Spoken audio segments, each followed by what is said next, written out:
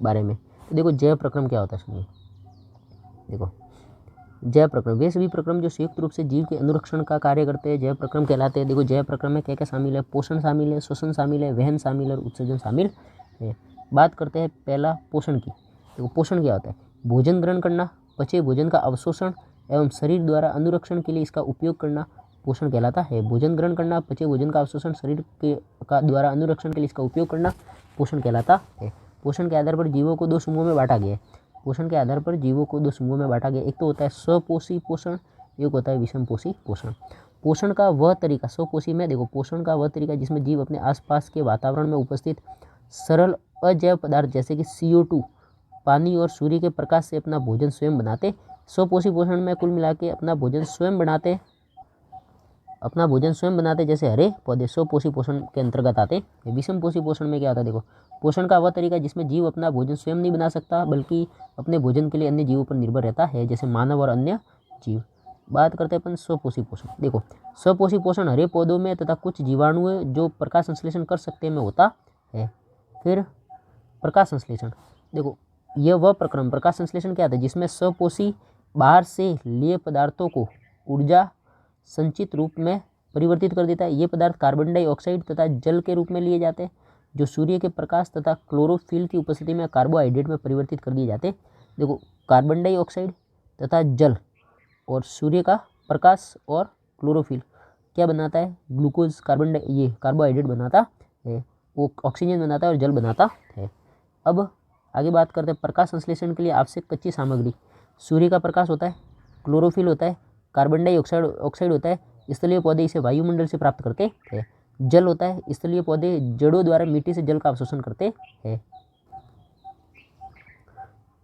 अब प्रकाश संश्लेषण के दौरान निम्नलिखित घटनाएं होती है। देखो क्या होती है, क्लोरोफिल द्वारा प्रकाश ऊर्जा को अवशोषित करना, प्रकाश ऊर्जा को रासायनिक ऊर्जा में रूपांतरित करना तथा जल अणुओं का हाइड्रोजन तथा ऑक्सीजन में अपघटन करना, कार्बन डाइऑक्साइड का कार्बोहाइड्रेट में अपचयन करना। अब देखो आगे रंध्र। रंध्र क्या होते हैं, पत्ती की सतह पर जो सूक्ष्म छिद्र होते हैं उसे रंध्र कहते हैं, स्टोमेटा। रंध्र के प्रमुख कार्य क्या है, देखो तो रंध्र के प्रमुख कार्य प्रकाश संश्लेषण के लिए गैसों का अधिकांश आदान प्रदान इन्हीं छिद्रों के द्वारा होता है।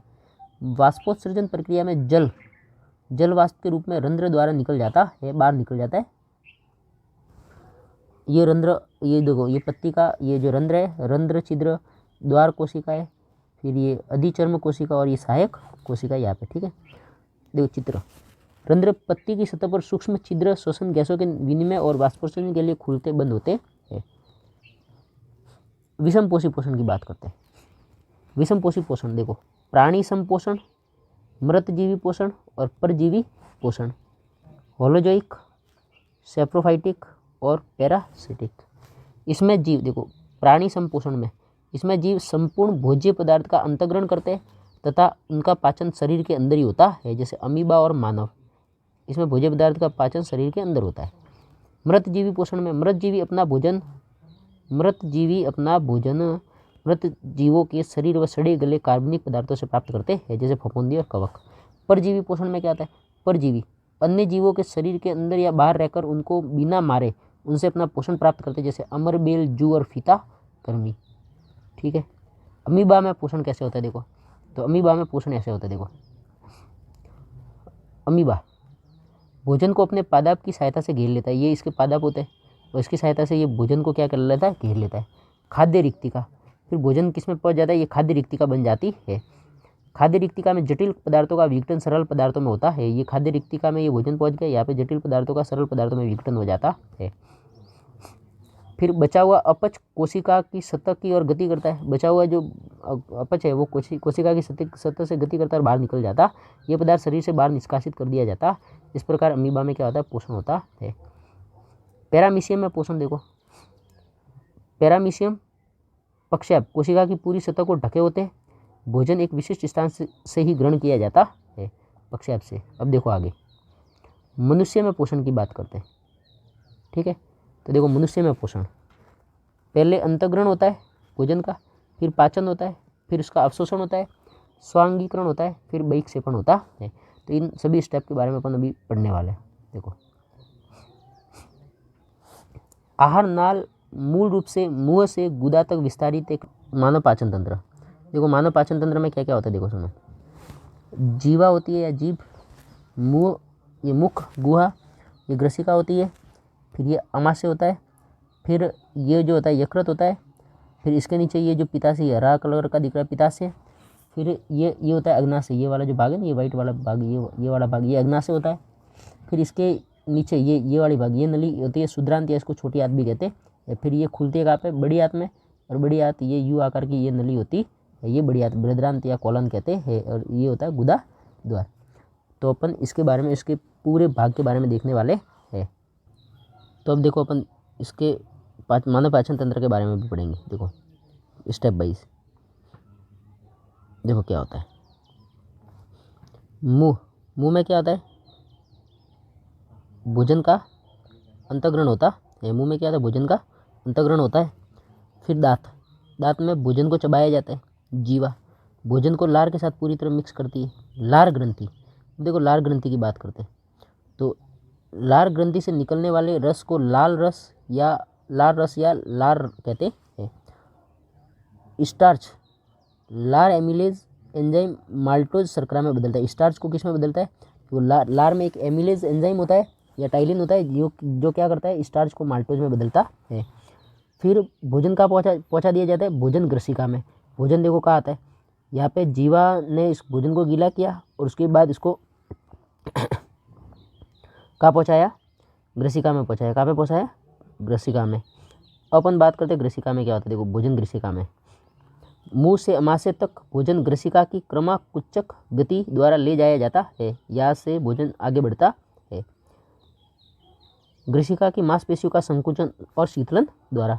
फिर देखो आगे क्या होता है, अमाशय में आता है। अब भोजन का आता है अमाशय में आएगा, उसके बाद छोटी आंत में आएगा, फिर बड़ी आंत में आएगा। तो ये अपन स्टेप अभी देखेंगे। देखो सुनो, अमाशय में आता है। अमाशय में क्या होता है, अमाशय में जठर ग्रंथियाँ होती है जो क्या करती है, पेप्सिन। देखो जठर ग्रंथियाँ में देखो पेप्सिन स्रावित होता है, हाइड्रोक्लोरिक अम्ल स्रावित होता है और श्लेष्मा, जठर ग्रंथियों से श्लेष्मा स्रावित होता है। पेप्सिन क्या करता है, ये एक पाचक एंजाइम है जो किसका पाचन करता है, प्रोटीन का। हाइड्रोक्लोरिक अम्ल क्या करता है, अम्लीय माध्यम तैयार करता है, किसके लिए, भोजन के लिए। भोजन को अम्लीय बनाता है ताकि पेप्सिन की क्रिया तेज हो सके। श्लेष्मा क्या करता है, अमाशय के आंतरिक स्तर की अम्ल से रक्षा करता है। अमाशय का जो आंतरिक स्तर है वहाँ पे ये श्लेष्मा इसको क्या करते हैं, अमाशय को, ये जैसे अमाशय तो ये श्लेष्मा ये इसके आंतरिक स्तर में आ जाता है और जैसे अम्ल स्रावित होता है तो ये अम्ल उस भित्तियों पर नहीं लग पाता है, जिससे अमाशय की भित्तियों की रक्षा होती है। तो ये काम कहाँ पे होता है, अमाशय में होता है। अपन बात करते हैं आगे शुद्रांत की। अब भोजन कहाँ पे ले जाया जाता है, प्रोटीन का पाचन। देखो प्रोटीन का पाचन यहाँ पे हो जाता है और भोजन को कहाँ पे भेज दिया जाता है, शुद्रांत में भेज दिया जाता है। शुद्रांत में क्या होता है, देखो आंत्रस होता है। आंत्रस क्या होता है, देखो कार्बोहाइड्रेट को ग्लूकोज में परिवर्तित करता है, वसा को वसा अम्ल या ग्लिसरॉल में परिवर्तित करता है और प्रोटीन को किसमें, एमिनो अम्ल में परिवर्तित करता है। इसकी सहायता कौन करते हैं, देखो यकृत इसकी सहायता करता है और एक अग्नाशय इसकी सहायता करता है। अब देखो यकृत तथा अग्नाशय इसकी सहायता करते हैं। अब देखो यकृत तथा अग्नाशय से श्रावण प्राप्त करती है कौन, छोटी आंत। यकृत से क्या होता है, देखो यकृत से पीत रस का श्रावण होता है और पीत लवण के रूप में, जो क्या करता है, पीत लवण क्या करता है, वसा जो बड़ी गोलिकाएं होती है उसको छोटी गोलिकाओं में बदल देता है। पीत लवण क्या करता है, वसा की बड़ी गोलिकाओं को छोटी गोलिकाओं में बदलता है। फिर बात करते हैं अग्नाशय। देखो तो अग्नाशय से अग्नाशिक रस स्रावित होता है। इसमें देखो एमिलेज एंजाइम स्रावित होता है, ट्रिप्सिन एंजाइम स्रावित होता है और लाइपेज एंजाइम स्रावित होता है। देखो प्रोटीन का पाचन छोटी आंत में ट्रिप्सिन करता है और किसमें करता है, पेप्टॉन्स में। किसमें करता है, पेप्टॉन्स में। देखो प्रोटीन का पाचन ट्रिप्सिन के द्वारा पेप्टॉन्स में हो जाता है। प्रोटीन बचा प्रोटीन होता है, जो एक तो प्रोटीन का पाचन पेप्सिन करता है कहाँ पे, अमाशय में, और छोटी आंत में कौन करता है, ट्रिप्सिन नामक एंजाइम प्रोटीन का पाचन पेप्टॉन्स में करता है। वसा का जो पाचन है वो वसा अम्ल या ग्लिसरॉल में कौन करता है, लाइपेज एंजाइम। और स्टार्च का पाचन लास्ट में ग्लूकोज में हो जाता है, कौन करता है, एमिलेज। कौन करता है, एमिलेज। ये अग्नाशय रस से स्रावित एंजाइम है। अब क्या होता है, जब भोजन का पाचन हो जाता है पूरी तरह से पेप्टॉन्स, वसा, अम्ल और ग्लूकोज में, तब क्या करता है, यहाँ पे दीर्घ रोम होते हैं। क्या होते हैं? दीर्घ रोम। दीर्घ रोम क्या करते हैं? भोजन का अवशोषण कर देते हैं, और भोजन का अवशोषण किस में होता है? फिर खून में हो जाता है, और ये फिर शरीर के प्रत्येक ऊतक, अंग और उसको कोशिका तक मिल जाता है। अपन बात करते हैं बृहदान्त्र। देखो बृहदान्त्र क्या करता है? बृहदान्त्र यानी बड़ी आंत। जो बचा हुआ भोजन है, जल का अवशोषण, उस भोजन में अभी जो वर्ज्य पदार्थ है, अपशिष्ट पदार्थ है, उसमें जल भी होता है, जो जल क्या वापस शरीर में अवशोषण कर दिया जाता है उसका, और फिर वर्ज्य पदार्थ गुदा द्वारा शरीर से बाहर निकाल दिया जाता है। अपन बात करते हैं आगे श्वसन। ये पोषण के बारे में अपन ने पढ़ लिया, अब श्वसन के बारे में पढ़ते हैं। पोषण प्रक्रम के दौरान ग्रहण की गई खाद्य सामग्री का उपयोग कोशिकाओं में होता है, जिससे विभिन्न जैव प्रक्रमों के लिए ऊर्जा प्राप्त होती है। अब खाद्य सामग्री तो प्राप्त हो गई कोशिकाओं को, अब उस खाद्य सामग्री का ऑक्सीकरण भी करना है, तो अब श्वसन की महत्वपूर्ण भूमिका रहती है। श्वसन से क्या मिलता है? ऑक्सीजन मिलता है। ऑक्सीजन उस खाद्य पदार्थ का क्या करता है? ऑक्सीकरण करता है, जिससे ऊर्जा प्राप्त होती है। ऊर्जा उत्पादन के लिए कोशिकाओं में भोजन के विखंडन को कोशिकीय श्वसन कहते हैं।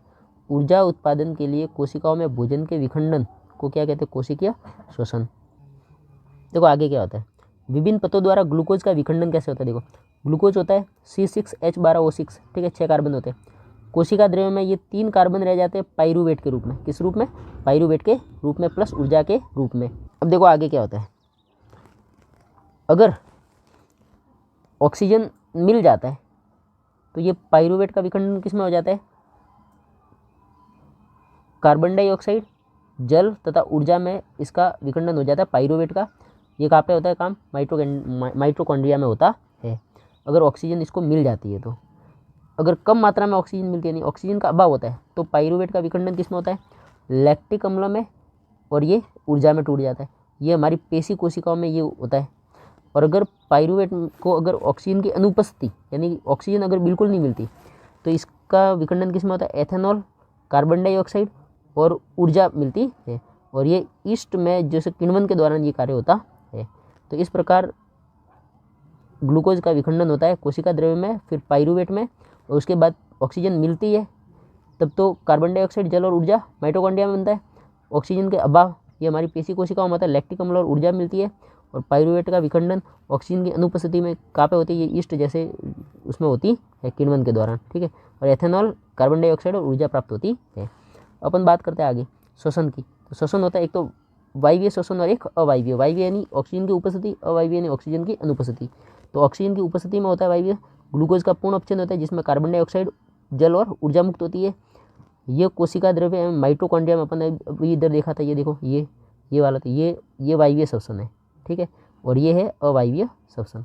तो अब देखिए आगे, अधिक ऊर्जा उत्पन्न होती है 36 ATP ऊर्जा। कितनी? 36 ATP, और ये मानव में, उदाहरण जैसे मानव।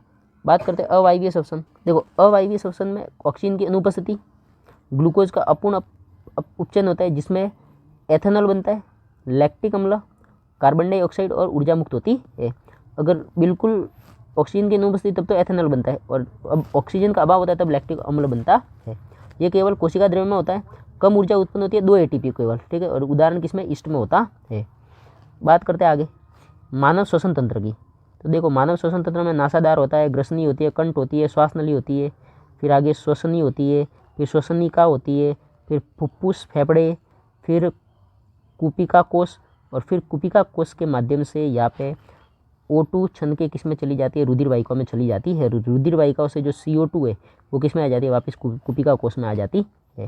तो देखिए ये वाला भाग पूरा देखो, नासादार, मुख गुहा, ग्रसनी, कंठ, श्वास नली, ये उपास्थि ये वाला, ठीक है, ये श्वसनी, फिर श्वसनिका है ये छोटी छोटी, और कुपिका कोष, और कुपिका कोष के माध्यम से फिर यहाँ पे आगे ये जैसे कुपिका पूरा, ठीक है, ये कुपिका, यहाँ पे छोटे छोटे ये कुपिका पाई जाती है, जिससे क्या होता है कि ऑक्सीजन छन के रुधिर में चली जाती है, और CO2 वहाँ से छन के किसमें? कुपिकाओं में और फेफड़ों में आ जाती है।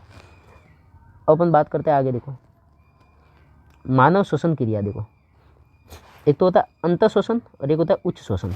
अंतःश्वसन के दौरान वक्षीय गुहा फैलती है, पसलियों से संलग्न पेशियाँ सिकुड़ती है, वक्ष ऊपर और बाहर की ओर गति करता है, वायु में गुहा में वायु का दबाव कम हो जाता है और वायु फेफड़ों में भरती है। उच्च श्वसन क्या होता है?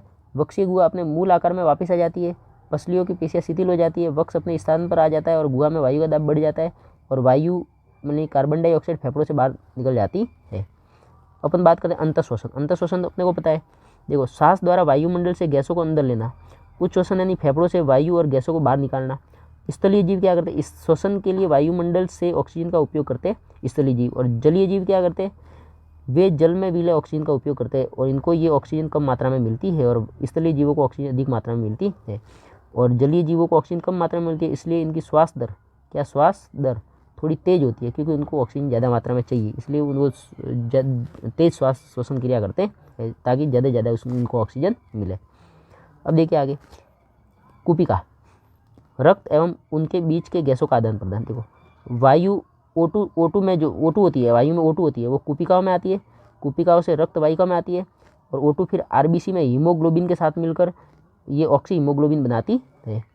CO2 का उत्पादन देखो उत्तक में होता है, फिर क्या होता है देखो सुनो, यहाँ से देखिए वापस, ऑक्सी हीमोग्लोबिन बनाती है, धमनी द्वारा ऑक्सीजन उत्तकों में पहुँचती है, फिर ग्लूकोज का ऑक्सीकरण होता है। ऑक्सीजन किसे मिलती है, ग्लूकोज के साथ मिलती है, ग्लूकोज का ऑक्सीकरण करते हैं, वहाँ से क्या CO2 उत्पन्न होती है। अब CO2 क्या होती है, CO2 उत्तकों से आती है, CO2 रक्त वाहिका में आती है, CO2 का रक्त में विसरण होता है, यानी रक्त में आती है CO2। अब क्या होता है, रक्त वाहिका द्वारा कुपिका में जाती है, फिर कुपिका से CO2 का कुपिका कोष में विसरण होता है, और कुपिका कोष से फेफड़ों, और CO2 का मोचन नासा द्वारा में विसरण द्वारा बाहर निकल जाती है, यानी कि फेफड़ों में आ जाती है। वापिस एक बार देख लो कैसे होता है, देखो ये स्टेप देख लो, ऑक्सीजन आई कुपिका में, रक्त वाहिकाओं में गई, ऑक्सीजन RBC में हीमोग्लोबिन के साथ मिलकर ऑक्सी हीमोग्लोबिन बनाया, ये धमनी द्वारा ऑक्सीजन उत्तकों में पहुंची, उत्तकों में वहाँ पे ऑलरेडी ग्लूकोज था, उसका ऑक्सीकरण हुआ, CO2 बन गई और ऊर्जा बन गई और जल बन गया, ठीक है। CO2 क्या होती है, वहाँ से उत्तकों से CO2 रक्त वाहिका में आती है, फिर रक्त में विसरण हो जाता है, रक्त वाहिका द्वारा कुपिकाओं में, और कुपिका कोष में विसरण, फिर कुपिका कोष के माध्यम, फिर फेफड़ों के माध्यम से CO2 बाहर निकल जाती है। संबंध बात करते हैं, संबंध क्या होता है, देखो अपन ने पढ़ लिया पोषण, फिर श्वसन, अब संबंध। मनुष्य में भोजन, ऑक्सीजन एवं अन्य आवश्यक पदार्थों की निरंतर आपूर्ति करने वाला तंत्र संवहन तंत्र कहलाता है। अब बात करते हैं मानव संवहन तंत्र के मुख्य अवयव इस प्रकार है, हृदय, रक्त नलिकाएं, रक्त नलिकाओं में क्या होता है, धमनी और शिरा है, और वहन माध्यम रक्त और लसिका। तो अब देखिए रक्त ठोस अवयव और द्रवीय अवयव, दो भाग होते हैं रक्त के, एक तो कणिकाओं के रूप में और एक प्लाज्मा के रूप में। प्लाज्मा क्या होता है, पीले रंग का तरल पदार्थ जिसमें 90% जल होता है, तथा शेष अवयव जैविक प्लाज्मा प्रोटीन जैसे एल्ब्यूमिन, ग्लोब्यूलिन, अजैविक क्या होते हैं, खनिज तत्व होते हैं, और जैविक क्या होते हैं, प्लाज्मा प्रोटीन जैसे होते हैं, एल्ब्यूमिन और ग्लोब्यूलिन। अब देखिए रक्त के दो भाग होते हैं, एक तो ठोस और एक द्रवीय। द्रवीय में प्लाज्मा, और ठोस में देखो कणिकाएं होती है, लाल रक्त कणिका, श्वेत रक्त कणिका और रक्त प्लेटलेट्स। देखो लाल रक्त कणिका O2 और CO2 का वहन, यानी O2 और CO2 को लाना ले जाना, हीमोग्लोबिन रक्त को लाल रंग देता है। श्वेत रक्त कणिका देखो शरीर को रोग मुक्त करने में सहायक होती है, और रक्त ये जो प्लेटलेट्स है वो क्या करते हैं, रक्त का थक्का बनाने में सहायक होती है। तो ये रक्त के भाग होते हैं ठोस और द्रव। ठोस में लाल श्वेत और रक्त प्लेटलेट्स, और द्रव में कौन, प्लाज्मा जिसमें 90% जल होता है, जिसमें प्रोटीन भी होता है, एल्ब्यूमिन और ग्लोब्यूलिन। आगे बात करते हैं रक्त वाहिका। देखो रक्त वाहिका क्या होती है, रक्त वाहिका धमनी और शिरा, ऑक्सीकृत रुधिर को हृदय से शरीर के विभिन्न अंगों तक ले जाती है। देखो धमनी क्या होती है, ऑक्सीकृत रुधिर को हृदय से शरीर के विभिन्न अंगों तक ले जाती है। रुधिर को, यानी रुधिर भी कौन सा, ऑक्सीजन वाला, कौन सा, ऑक्सीजन वाला, वो हृदय में आता है पहले तो, फिर हृदय से शरीर के विभिन्न भागों तक जो ले जाती है रुधिर को, ऑक्सीजन वाले रुधिर को, उसको धमनी कहते हैं। फुफ्फुस धमनी क्या होती है कि CO2 वाले रुधिर को फेफड़ों तक ले जाती है। अब देखो आगे, धमनी की भित्ति मोटी एवं अधिक लचीली होती है, क्यों, क्योंकि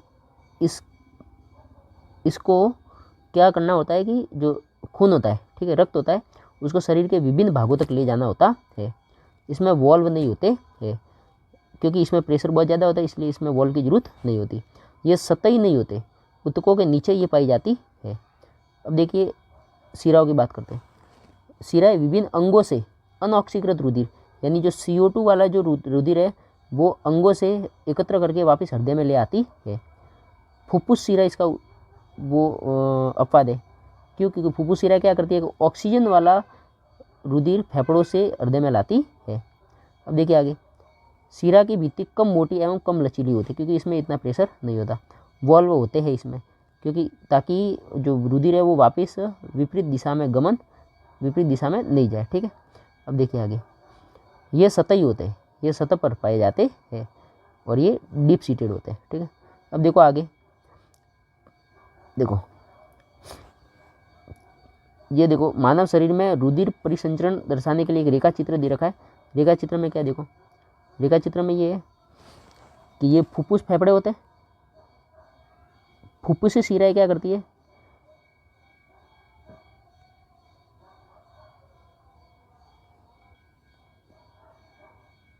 देखो ये फुफ्फुस फेफड़े होते हैं, तो फुफ्फुस से शिरा क्या करती है, ऑक्सीजनित, क्या ऑक्सीजनित, भी ऑक्सीजनित नहीं, ऑक्सीजनित यानी O2 वाला, O2 वाला रुधिर कहाँ लाता है, बाया आलिन में। कहाँ पे लाते हैं, बाया आलिन में। बाया आलिन से फिर कहाँ पे आता है, ये बाया नीले में।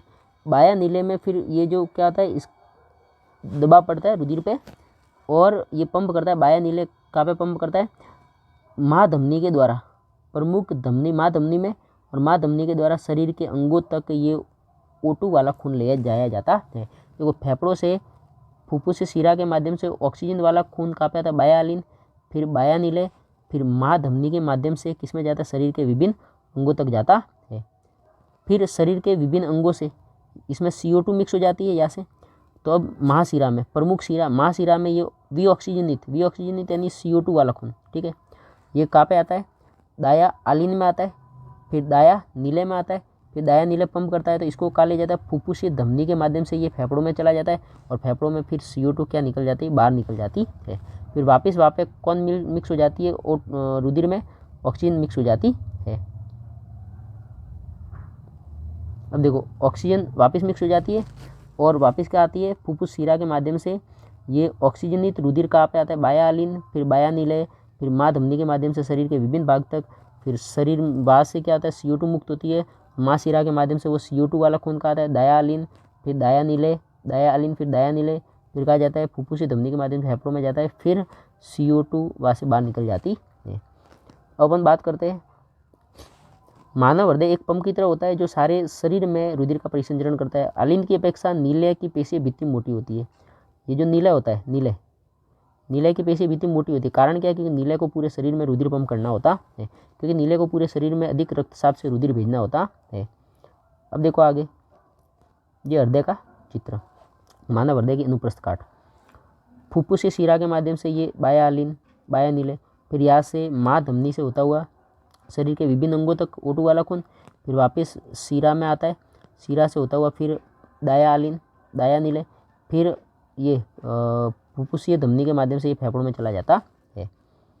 अब देखो आगे, हृदय में उपस्थित वॉल्व रुधिर प्रवाह को उल्टी दिशा में रोकना सुनिश्चित करते हैं। ये वॉल्व का कार्य है। लसिका क्या होता है, एक तरल ऊतक है जो रुधिर प्लाज्मा की तरह ही है, लेकिन इसमें अल्प मात्रा में प्रोटीन होते हैं। लसिका वहन में सहायता करती है। देखो बात करते हैं पादपों में वहन, तो पादपों में वहन जाइलम और फ्लोएम के माध्यम से होता।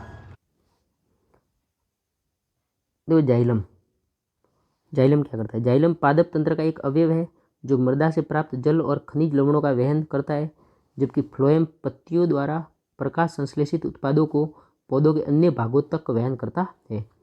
पत्तियों द्वारा जो बनता है खाद्य पदार्थ वो तो फ्लोएम वहन करता है, और जो जल है, जमीन से जो जल है, वो मृदा से प्राप्त जो जल है वो जल और खनिज लवणों को पौधों के विभिन्न भागों तक कौन पहुँचाता है, जाइलम। अब देखो, जड़ एवं मृदा के मध्य आयन सांद्रण में अंतर के चलते जल मृदा से जड़ों में प्रवेश कर जाता है तथा इसी के साथ एक जल स्तंभ निर्माण हो जाता है जो कि जल को लगातार ऊपर की ओर धकेलता रहता है। यही दाब जल को ऊंचे वृक्ष के विभिन्न भागों तक पहुंचाता है। यही जल पादप के वायवीय भागों द्वारा वाष्प के रूप में वातावरण में विलीन हो जाता है। यह प्रक्रम वाष्पोत्सर्जन कहलाता है। अब देखिए, जल के अवशोषण एवं जड़ से पत्तियों तक जल तथा विलय खनिज लवणों के ऊपरीमुखी गति में सहायक होता है। पौधों में ताप नियमन में भी सहायक होता है। अब देखो आगे, भोजन तथा दूसरे पदार्थों का स्थानांतरण पौधों में, प्रकाश संश्लेषण के विलय उत्पादों का वहन स्थानांतरण कहलाता है। प्रकाश संश्लेषण के विलय उत्पादों का जो वहन है वो स्थानांतरण कहलाता है, जो कि फ्लोएम ऊतक द्वारा होता है। स्थानांतरण पत्तियों से पौधों के शेष भागों में ऊपरीमुखी तथा अधोमुखी दोनों दिशाओं में होता है, ऊपर भी होता है नीचे भी होता है। अब देखिए आगे, फ्लोएम द्वारा स्थानांतरण ऊर्जा के प्रयोग से पूरा होता है, अतः सुक्रोज फ्लोएम उत्तक में एटीपी ऊर्जा से प्रासरण बल द्वारा स्थानांतरित होता है। अब मानव में उत्सर्जन की बात करते हैं। मानव में उत्सर्जन वह जय प्रक्रम जिसमें जीवों में उपापचयी क्रियाओं में जनित हानिकारक नाइट्रोजन युक्त पदार्थ का निष्कासन होता है, उत्सर्जन कहलाता है। एक कोशिकीय जीव इन उपशिष्ट पदार्थों को शरीर की सतह से जल में विसर्जित कर देते हैं। मानव उत्सर्जन तंत्र में उपस्थित अंग निम्न प्रकार है। एक जोड़ा वृक्क होता है, ये वृक्क होता है। एक जोड़ा मूत्रवाहिनी होती है, ये वाली, ठीक है। एक मूत्राशय होता है और एक मूत्रमार्ग होता है। अब देखो ये बाह्य वृक्क धमनी और ये बाह्य वृक्क। अब देखो आगे, वृक्क में मूत्र बनने के बाद मूत्रवाहिनी से होता हुआ मूत्राशय में एकत्रित हो जाता है। मूत्र बनने का उद्देश्य रुधिर से वर्ज्य यानी कि हानिकारक जो अपशिष्ट पदार्थों को छान कर बाहर करना होता है। वृक्क में मूत्र निर्माण प्रक्रिया। वृक्क की संरचनात्मक क्रियात्मक इकाई कौन होती है? वक्राणु या नेफ्रॉन होती है। वक्राणु के मुख्य भाग इस प्रकार है। कोशिका गुच्छ होता है, ग्लोमेरुलस बोलते हैं। ये पतली भित्ति वाला रुधिर कोशिकाओं का गुच्छा होता है। बोमन संपुट होता है। नलिकाकार भाग होता है। संग्राहक वाहिनी होती है। अब देखिए आगे, ये रहा जैसे ये होता है, देखो ये कोशिका गुच्छ जिसको ग्लोमेरुलस बोलते हैं। फिर ये बोमन संपुट होता है ये पूरा, ठीक है। फिर ये वृक्क धमनियाँ होती है और ये वृक्क शिरा होती है।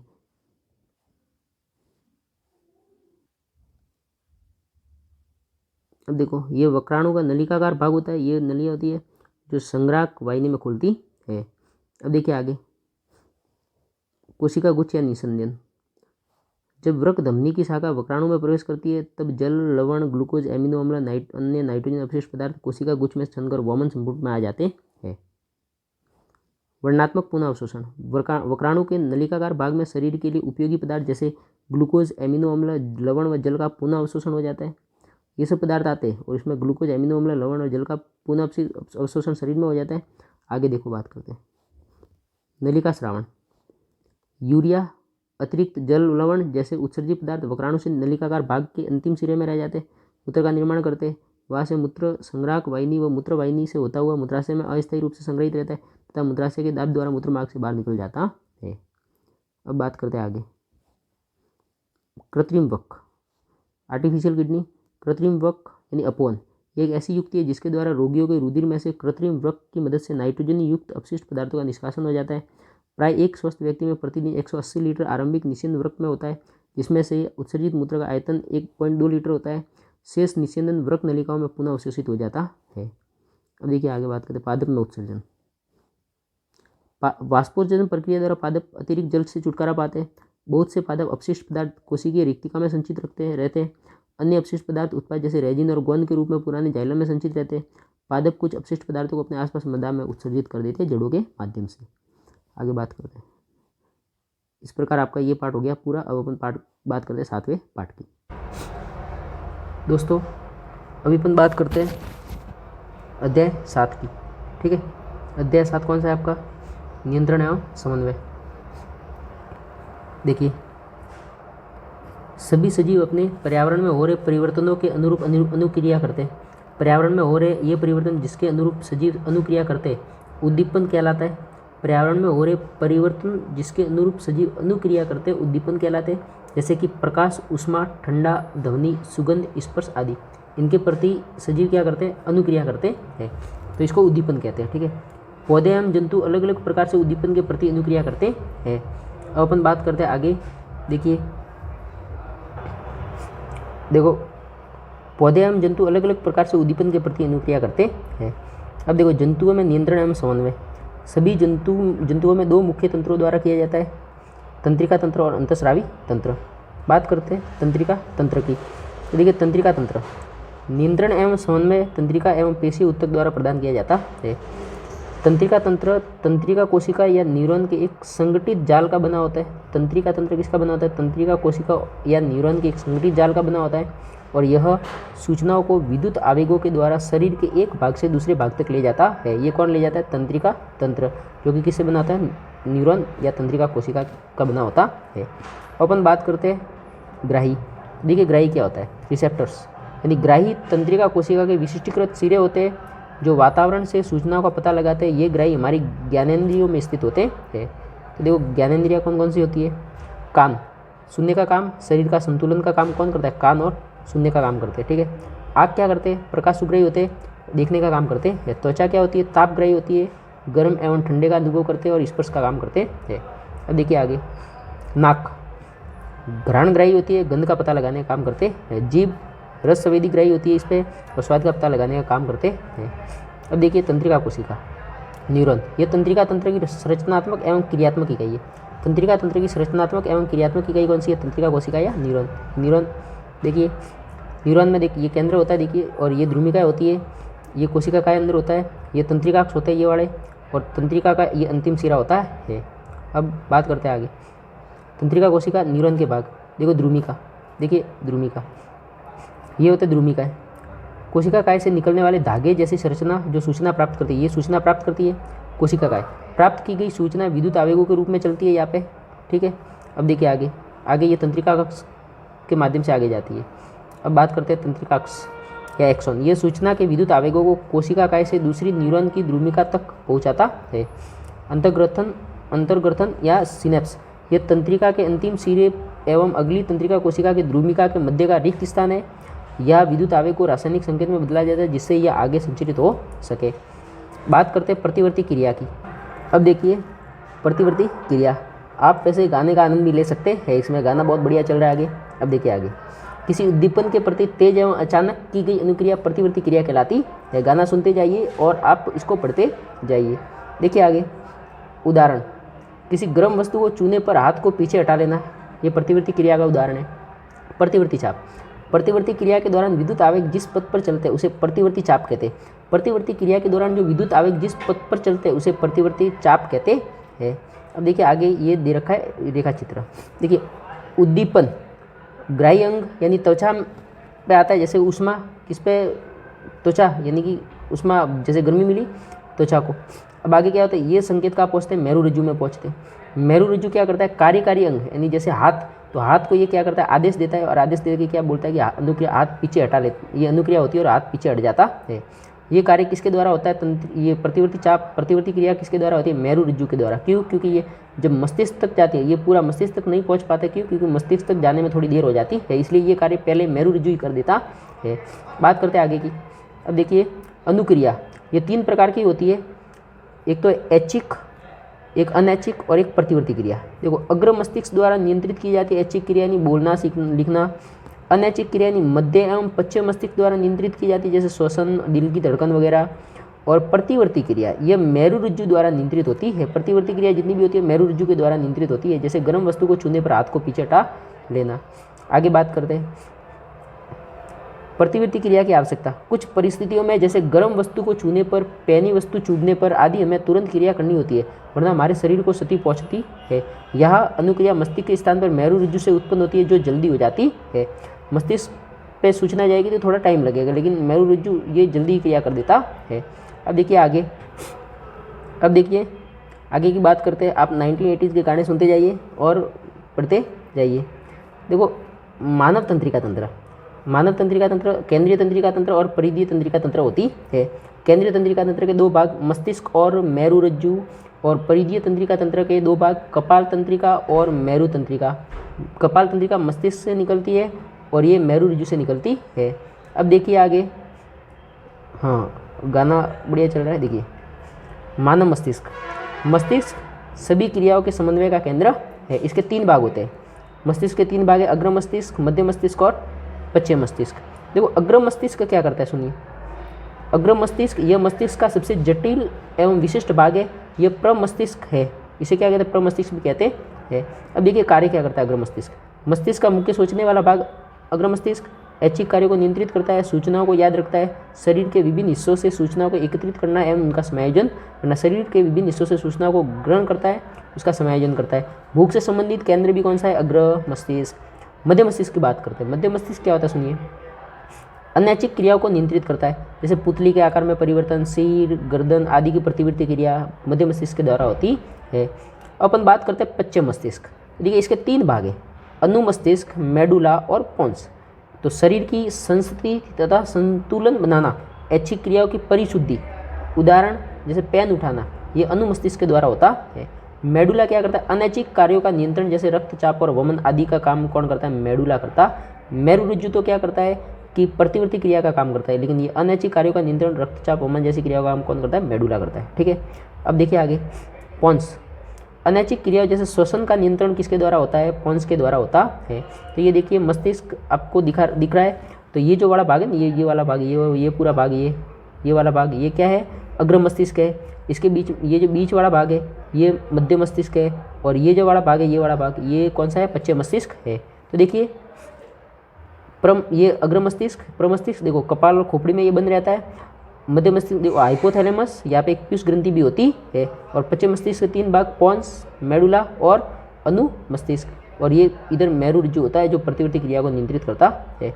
अब देखिए आगे मस्तिष्क है मेरु रज्जु की सुरक्षा। मस्तिष्क एवं मस्तिष्क एक हड्डियों के बॉक्स में अवस्थित होता है। बॉक्स के अंदर तरल पूरित गुब्बारे में मस्तिष्क होता है जो प्रगात अवशोषक का कार्य करता है। एक बॉक्स कपाल होता है, उसमें मस्तिष्क होता है, और यहाँ पे तरल भरा रहता है। ये तरल क्या करता है? उस मस्तिष्क को सुरक्षा देता है। मेरु रज्जु की सुरक्षा कशेरुक दंड या रीढ़ की हड्डी में होती है। मेरु रज्जु का होता है? रीढ़ की हड्डी में पाया जाता है। रीढ़ की हड्डी इसको सुरक्षा देती है। अब देखिए आगे तंत्रिका ऊतक एवं पेशी ऊतक के बीच समन्वय। देखो ज्ञानेंद्रिया, ये संवेदी तंत्रिका, फिर उसके बाद केंद्रीय तंत्रिका तंत्र सूचना प्राप्त संसाधित करता है, निर्णय करता है।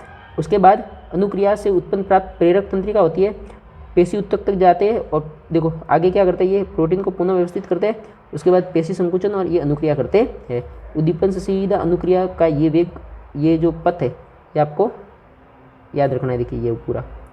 अब बात करते हैं आगे विद्युत संकेत या तंत्रिका तंत्र की सीमा है। विद्युत संवेग केवल उन कोशिका तक पहुंच सकता है जो तंत्रिका तंत्र से जुड़ी है। एक बार विद्युत आवेग उत्पन्न करने के बाद कोशिका नया आवेग उत्पन्न करने से पहले अपनी कार्यविधि सुचारू करने के लिए समय लेती है। एक बार विद्युत आवेग उत्पन्न हो गया तो दूसरा विद्युत आवेग उत्पन्न करने के लिए पहले थोड़ा बीच में समय लगता है, अतः कोशिका लगातार आवेग उत्पन्न नहीं कर सकती है। पौधों में कोई तंत्रिका तंत्र नहीं होता। अब देखो रासायनिक संचरण। विद्युत संचरण की सीमाओं को दूर करने के लिए रासायनिक संचरण का उपयोग शुरू हुआ। पौधों में समन्वय। पौधों में गति 2 प्रकार की होती है, वृद्धि पर निर्भर न होना और वृद्धि पर निर्भर गति। देखो उद्दीपन के लिए तत्काल अनुक्रिया, वृद्धि पर निर्भर न होना। पौधे विद्युत रासायनिक साधन का उपयोग कर सूचनाओं को एक कोशिका से दूसरी कोशिका तक पहुंचाते हैं। विद्युत रासायनिक साधन का उपयोग करते हैं। कोशिका अपने अंदर उपस्थित पानी की मात्रा को परिवर्तित कर गति उत्पन्न करती है, जिससे कोशिका फूल या सिकुड़ जाती है। उदाहरण छूने पर चुई मुई के पौधे पत्तियों का सिकुड़ना। अब बात करते हैं आगे। देखो वृद्धि के कारण गति। वृद्धि के कारण गति क्या होती है? ये दिशिक या अनुवर्तन गतियाँ होती है, उद्दीपन के कारण होती है। परतान का वह भाग जो वस्तु से दूर होता है, वस्तु के पास वाले भाग की तुलना में तेजी से गति करता है, जिससे परतान वस्तु के चारों ओर लिपट जाती। जैसे मटर की बात करते हैं तो मटर में क्या होता है? जैसे ये तो मटर का ये ऐसे पूरा इसको चारों ओर लिपट जाता है, क्योंकि दूर का भाग वृद्धि करता है और ये ऐसे इसके चारों ओर लिपट जाता है। अब देखिए आगे प्रकाशानुवर्तन। प्रकाश की तरफ गति प्रकाशानुवर्तन। पृथ्वी की तरफ गति या पृथ्वी से दूर गति गुरुत्वानुवर्तन। रसायन अनुवर्तन पराग नली की अंडाशय की तरफ गति रसायन अनुवर्तन। जलानुवर्तन पानी की तरफ जड़ों की गति जलानुवर्तन। पादप हार्मोन, ये वो रसायन है जो पौधों की वृद्धि विकास में अनुक्रिया का समन्वय करते हैं। मुख्य पादप हार्मोन। अब देखिए मुख्य पादप हार्मोन, तो मुख्य पादप हार्मोन देखो कौन कौन से, देखो सुनो। हाँ, कुत्ते भी भौंक रहे और गाने भी चल रहे। पड़ोसी को अपन रोक नहीं सकते, पड़ोसी को थोड़ी पता है कि अपने बोर्ड एग्जाम चल रहे, 10वीं के बोर्ड चल रहे। तो देखिए पड़ोसी को अपने गाने का आनंद लेने दीजिए, 1980s के गाने सुनने दीजिए, बढ़िया। अपन ये पढ़ते हैं, ठीक है। तो ऑक्सिन, पादप हार्मोन एक तो ऑक्सिन होता है, शाखाओं के अग्र भाग पर बनता है, कोशिका की लंबाई में वृद्धि करता है और प्रकाश अनुवर्तन में सहायक होता है। जिबेरेलिन तने की वृद्धि में सहायक होता है। साइटोकाइनिन कोशिका विभाजन तीव्र करता है, फल व बीज में अधिक मात्रा में पाया जाता है साइटोकाइनिन। जिबेरेलिन का क्या काम है? तने की वृद्धि में सहायक होता है। ये एब्सिसिक अम्ल क्या करता है? वृद्धि संदमन करता है, पत्तियों का मुरझाना और ये जो तनाव हार्मोन है ये भी एब्सिसिक अम्ल के कारण होता है। अब देखो आगे जंतुओं में हार्मोन की बात करते हैं। हार्मोन ये वो रसायन है जो जंतुओं की क्रियाओं विकास एवं वृद्धि का समन्वय करते हैं। अंतःस्रावी ग्रंथि ये वो ग्रंथि है जो अपने उत्पाद रक्त में स्राव करते हैं। देखो हार्मोन क्या है? ये वो रसायन जो जंतुओं की क्रिया विकास में वृद्धि का समन्वय करते हैं। अंतःस्रावी ग्रंथियाँ क्या होती है? ये वो ग्रंथियाँ होती है जो अपने उत्पाद रक्त में स्रावित करती है, जो हार्मोन कहलाते हैं। अब देखिए आगे हार्मोन अंतःस्रावी ग्रंथियाँ उनके कार्य। देखो हार्मोन कौन सा? थायरोक्सिन, ठीक है। ग्रंथि कौन सी, अवटु ग्रंथि। स्थान इसका स्थिति का है गर्दन में। कार्य क्या है, देखो कार्बोहाइड्रेट, प्रोटीन एवं वसा का उपापचय। वृद्धि हार्मोन, दूसरा है वृद्धि हार्मोन। कौन सी ग्रंथि, पीयूष ग्रंथि या मास्टर ग्रंथि। ये स्थान यानी इसकी स्थिति क्या होती है, मस्तिष्क में, और ये क्या करती है, वृद्धि एवं विकास पर नियंत्रण करती है। आगे देखिए एड्रीनलिन, ये आपको ये सारे हार्मोन आपको याद रखने हैं और इसकी ग्रंथियाँ भी याद रखनी है कि कौन सा हार्मोन किस ग्रंथि से स्रावित होता है। एड्रीनलिन ये अधिवृक्क ग्रंथि होती है इसकी, और एड्रीनलिन हार्मोन स्रावित करता, ये कहाँ पे होता है, वृक्क के ऊपर स्थित होती है ये अधिवृक्क ग्रंथि, और ये एड्रीनलिन हार्मोन स्रावित करता। ब्लड प्रेशर, हृदय की धड़कन आदि का नियंत्रण आपातकाल में, ठीक है। आगे देखो इंसुलिन, इंसुलिन कहाँ पे, अग्नाशय में स्थित होता है इंसुलिन, अग्नाशय ग्रंथि, और उदर के नीचे स्थित होती है। रक्त में शर्करा की मात्रा का नियंत्रण कौन करता है, इंसुलिन, इसकी कमी से मधुमेह रोग हो जाता है। अब देखिए आगे लिंग हार्मोन, लिंग हार्मोन दो तरह के होते हैं, टेस्टोस्टेरोन जो नर में पाया जाता है, एस्ट्रोजन जो मादा में पाया जाता है। ये वृषण में तो नर में होता है और मादा में अंडाशय में होता है। पेट का निचला भाग, वहाँ पे ये हार्मोन पाए जाते हैं, ये ग्रंथियाँ पाई जाती है। यौनारंभ से संबंधित परिवर्तन, लैंगिक परिपक्वता इन्हीं हार्मोनों के कारण होती है। अब देखिए आगे आयोडीन युक्त नमक आवश्यक है। अवटु ग्रंथि यानी थायराइड ग्रंथि जो कि गले में होती है, कि थायरोक्सिन हार्मोन बनाने के लिए आयोडीन की आवश्यकता होती है। थायरोक्सिन कार्बोहाइड्रेट, वसा तथा प्रोटीन के उपापचय का नियंत्रण करता है, जिससे शरीर की संतुलित वृद्धि हो सके। अतः अवटु ग्रंथि के सही रूप से कार्य करने के लिए आयोडीन की आवश्यकता होती है। आयोडीन की कमी से गला फूल जाता है, जिसे गाइटर बीमारी कहते हैं, या गलगन रोग कहते हैं, या घेंगा रोग कहते हैं। अब देखो मधुमेह या डायबिटीज़ की बात करते हैं। इस बीमारी में रक्त में शर्करा का स्तर बढ़ जाता है, यानी कि शर्करा, ग्लूकोज की मात्रा बढ़ जाती है, कार्बोहाइड्रेट की मात्रा रक्त में बढ़ जाती है। कारण अग्नाशय ग्रंथि द्वारा स्रावित इंसुलिन हार्मोन की कमी के कारण मधुमेह या डायबिटीज रोग होता है। इंसुलिन रक्त में शर्करा के स्तर को नियंत्रित करता है। निदान क्या होता है, इंसुलिन हार्मोन के इंजेक्शन लगवाने चाहिए। पुनर्भरण क्रियाविधि, देखो हार्मोन का अधिक या कम मात्रा में स्रावित होना हमारे शरीर पर हानिकारक प्रभाव डालता है। पुनर्भरण क्रियाविधि ये सुनिश्चित करती है कि हार्मोन सही मात्रा में तथा सही समय पर स्रावित हो। उदाहरण के लिए देखिए, उदाहरण की बात करते हैं, रक्त में शर्करा के नियंत्रण की विधि क्या होती है। देखिए देखो रक्त में शर्करा की मात्रा बढ़ना, जब रक्त में शर्करा की मात्रा बढ़ती है, अग्नाशय द्वारा संकुचित करना कि इंसुलिन का स्राव होना। अब देखो क्या होता है आगे, रक्त शर्करा की मात्रा का घटना, तो क्या करता है ये देखो, जैसे ही घटती है तो अग्नाशय द्वारा इंसुलिन न बनना, शर्करा की मात्रा घटती है तो इंसुलिन नहीं बनाता है। और ये क्या बोलता है कि बंद करो पुनर्भरण भेजना, यानी कि देखो रक्त में शर्करा की मात्रा अग्नाशय द्वारा संकुचित करना, इंसुलिन बढ़ जाता है, और रक्त में शर्करा की मात्रा घटती है तो अग्नाशय द्वारा इंसुलिन को रोक दिया जाता है। अब आगे बात करते हैं अपन, इस प्रकार ये आपका पाठ हो गया पूरा। अपन बात करते हैं पार्ट 8 की। इस वीडियो को धीरे धीरे ध्यान से देखिए और इसके जो भी अंदर नोट्स लिखे हुए सावधानी से इसको याद करिए। और मैंने आपको याद करना है इसमें ये वाले जो हार्मोन और इनके ये जो काय स्थित होते हैं और इनसे कौन सी ग्रंथि के द्वारा ये स्रावित होते हैं, इनके क्या कार्य होते हैं, ये इस चैप्टर में आपको याद करना मोस्ट इंपॉर्टेंट है। अति लघुत्रात में आपको पूछ सकते हैं। अपन बात करते हैं चैप्टर 8। चलिए दोस्तों आगे अपन बात करते हैं अध्याय 8। अध्याय 8 है जीव जनन कैसे करते हैं। तो देखिए जनन क्या होता है। जनन वह प्रक्रिया है जिसके द्वारा सजीव अपने जैसे नए जीव उत्पन्न करता है। यह पृथ्वी पर जीवन की निरंतरता को बनाए रखने के लिए आवश्यक है। ठीक है।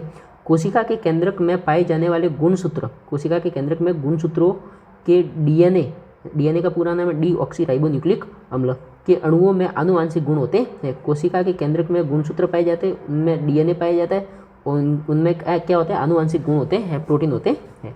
अब देखिए आगे डीएनए डीऑक्सीराइबोन्यूक्लिक अम्ल प्रतिकृति बनाता है तथा नई कोशिका बनाता है। प्रतिकृति यानी फोटोकॉपी बनाता है और नई कोशिका बनाता है। इससे क्या होता है, कोशिकाओं में विभिन्नता उत्पन्न होती है। ये नई कोशिकाएं एक समान है परंतु समरूप नहीं है, होती है एक समान है लेकिन समरूप नहीं होती है। अब देखिए आगे विभिन्नता का महत्व, लंबे समय तक प्रजाति की उत्तरजीविता बनाए रखने में उपयोगी। विभिन्नता है तो लंबे समय तक एक प्रजाति की उत्तरजीविता बनी रहती है। जैव विकास का आधार है ये विभिन्नता। प्रजनन के प्रकार देखो, ध्यान से सुनिए। अब देखो भजन चालू हो गए तुम्हारे, ठीक है, गाने के बाद, तो पड़ोसियों को कुछ भी जच सकता है, इसमें कोई बड़ी बात नहीं है। देखिए तो प्रजनन के प्रकार की बात करते हैं। अलैंगिक प्रजनन और लैंगिक प्रजनन। पड़ोसी के मूड पे डिपेंड करता है क्या सुनना है क्या नहीं, अपन रोक नहीं सकते है, अपने को तो एग्जाम देना है। तो अब देखिए आगे अलैंगिक प्रजनन की बात करते हैं। एकल जीव नए जीव उत्पन्न करता है। अलैंगिक प्रजनन में युग्मक का निर्माण नहीं होता। नया जीव पैतृक जीव के समान होता है। सतत गुणन के लिए एक बहुत ही उपयोगी माध्यम है। यह निम्न वर्ग के जीवों में अधिक पाया जाता है, अलैंगिक। अब लैंगिक प्रजनन की बात करते हैं। दो एकल जीव, एक नर और दूसरा क्या होता है, मादा, मिलकर एक नया जीव उत्पन्न करते हैं। नर युग्मक व मादा युग्मक बनते हैं। बात करते हैं आगे। नया जीव आनुवांशिक रूप से पैतृक जीवों के समान होता है, परंतु समरूप नहीं होता है, एकदम समान नहीं होता, आनुवांशिक रूप से समान होता है, ठीक है।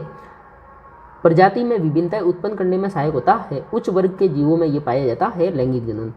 बात करते देखो अलैंगिक प्रजनन की विद्या। किस किस तरह से अलैंगिक प्रजनन होता है, देखिए। विखंडन, इस प्रक्रम में एक कोशिका दो या दो से अधिक कोशिकाओं में विभाजित हो जाती है। द्विखंडन, जीव दो कोशिकाओं में विभाजित हो जाता है।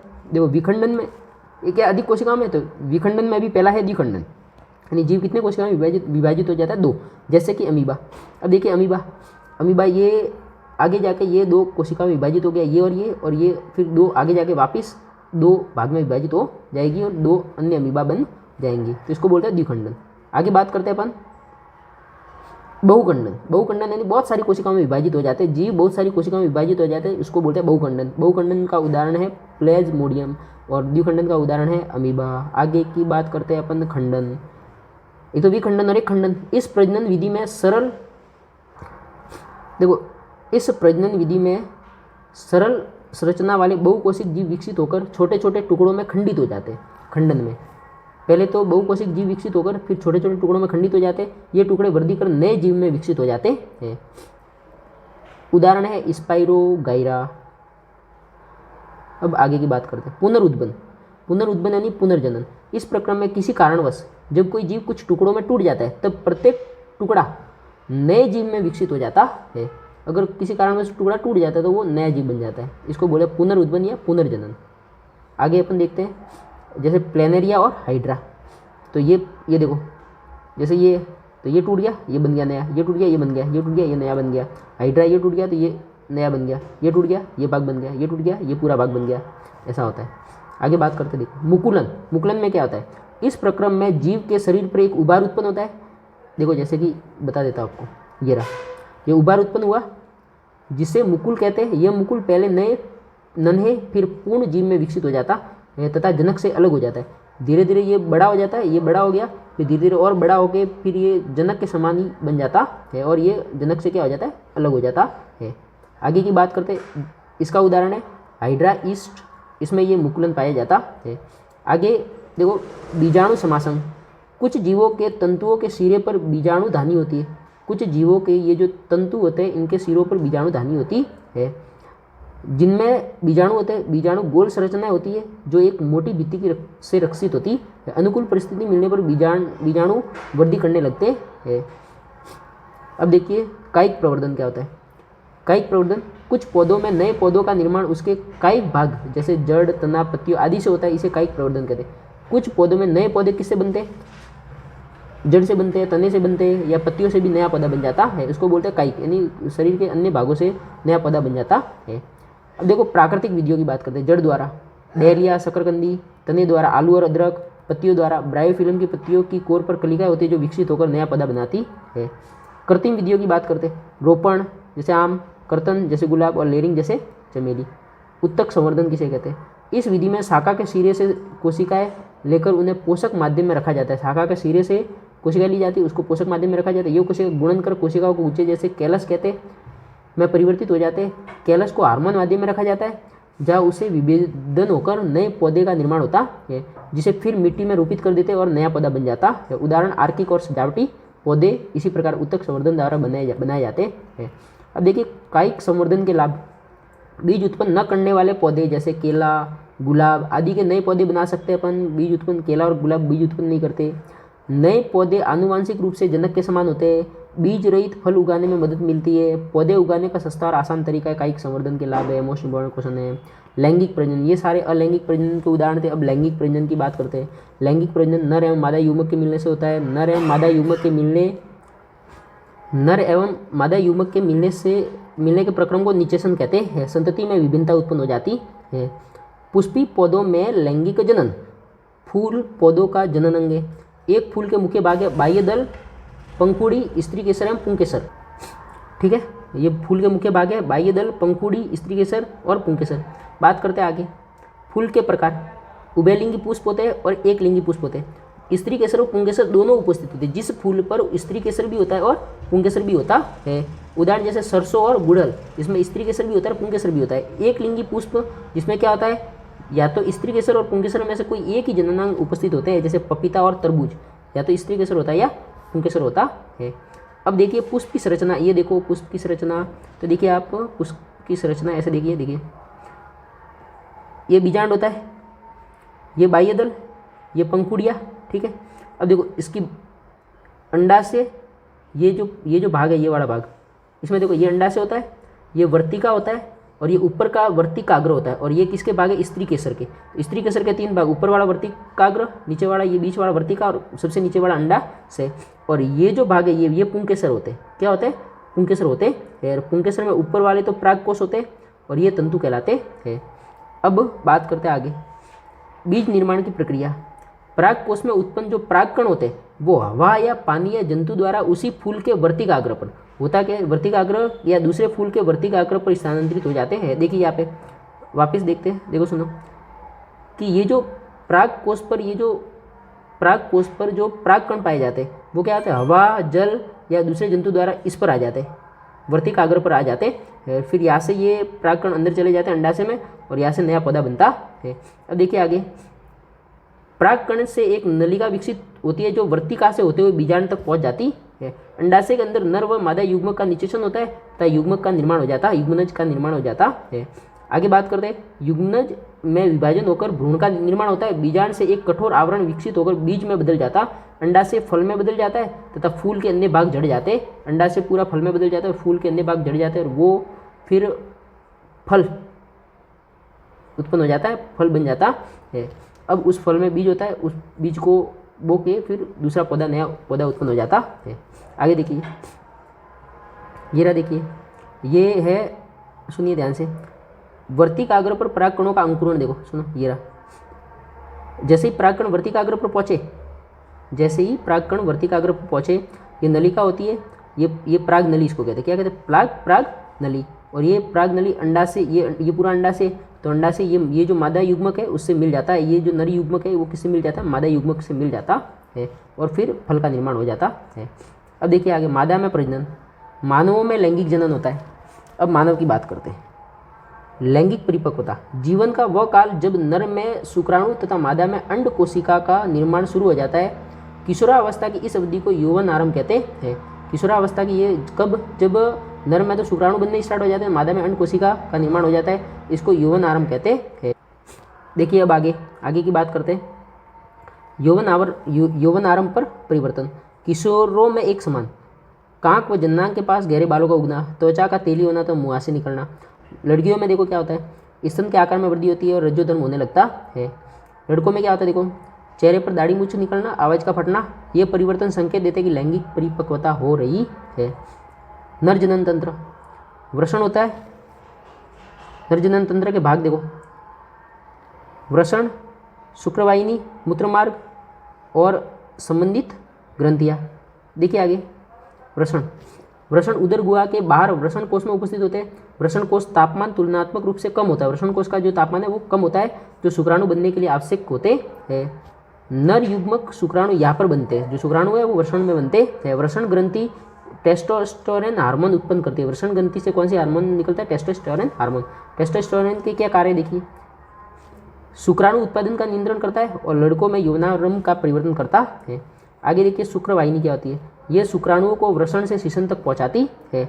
मूत्र मार्ग, ये मूत्र और वीर्य दोनों के बाहर जाने का मार्ग है, बाहरी आवरण के साथ इसे शिशन कहते हैं। अब देखिए संबंधित ग्रंथियाँ, शुक्राशय ग्रंथि तथा प्रोटेस्ट ग्रंथि अपने स्राव शुक्रवाहिनी में डालते हैं। शुक्राणु तरल माध्यम में आ जाता है, यह माध्यम उन्हें पोषण प्रदान करता है, इनके स्थानांतरण में सहायता करता है। शुक्राणु तथा ग्रंथियों का स्राव मिलकर वीर्य बनता है। देखिए ये रहा, ठीक है, ये वृषण, फिर ये प्रोटेस्ट ग्रंथि यहाँ पाई जाती है। शुक्राशय ये रहा, मूत्राशय ये मूत्र नलिका या ऊपर से आती है, ये है शिशन। अब देखिए आगे, मादा जनन तंत्र, अंडाशय। मादा जनन तंत्र में अंडाशय, मादा युग्मक अथवा अंड कोशिका का निर्माण अंडाशय में होता है। लड़की के जन्म के समय ही अंडाशय में हजारों अपरिपक्व अंडे होते, जन्म के समय से ही अपरिपक्व अंडे होते हैं। यौवन आरंभ पर इनमें से कुछ अंडे परिपक्व होने लग जाते हैं। अब आगे, 2 में से 1 अंडाशय द्वारा हर महीने एक परिपक्व अंडा उत्पन्न किया जाता है। अंडाशय एस्ट्रोजन एवं प्रोजेस्टेरोन हार्मोन भी उत्पन्न करता है। अब देखो अंडवाहिका, फैलोपियन ट्यूब, देखिए ये सुनो ध्यान से, ये है अंडवाहिका, इसको फैलोपियन ट्यूब कहते हैं, और ये है अंडाशय, यहाँ से अंडा निकलता है। तो देखो अंडाशय द्वारा उत्पन्न अंड कोशिका को गर्भाशय तक स्थानांतरित करती है कौन? ये जो अंडाशय द्वारा उत्पन्न जो अंड कोशिका है उसको फैलोपियन ट्यूब के माध्यम से कहाँ पे जाता है? ये गर्भाशय में जाता है। अंड कोशिका व शुक्राणु का निषेचन यहाँ पर होता है अंडवाहिका में। अब देखिए आगे, गर्भाशय। गर्भाशय एक थैलीनुमा संरचना है जहाँ पर शिशु का विकास होता है। गर्भाशय एक थैलीनुमा संरचना है जहाँ पर शिशु का विकास होता है। गर्भाशय ग्रीवा द्वारा योनि में खुलता है। ये रहा मादा जनन तंत्र। अब देखिए आगे, जब अंड कोशिका का निषेचन होता है तो क्या होता है? देखो, निषेचित अंड युग्मनज कहलाता है जो गर्भाशय में रोपित होता है। गर्भाशय में रोपण के पश्चात युग्मनज में विभाजन व विभेदन होता है तथा भ्रूण का विकास होता है। प्लेसेंटा क्या होता है? देखो, ये एक विशिष्ट ऊतक है प्लेसेंटा, जो शिशु के नाभि से जुड़ा रहता है, जिसकी तस्त्रीनुमा संरचना गर्भाशय में धसी होती है।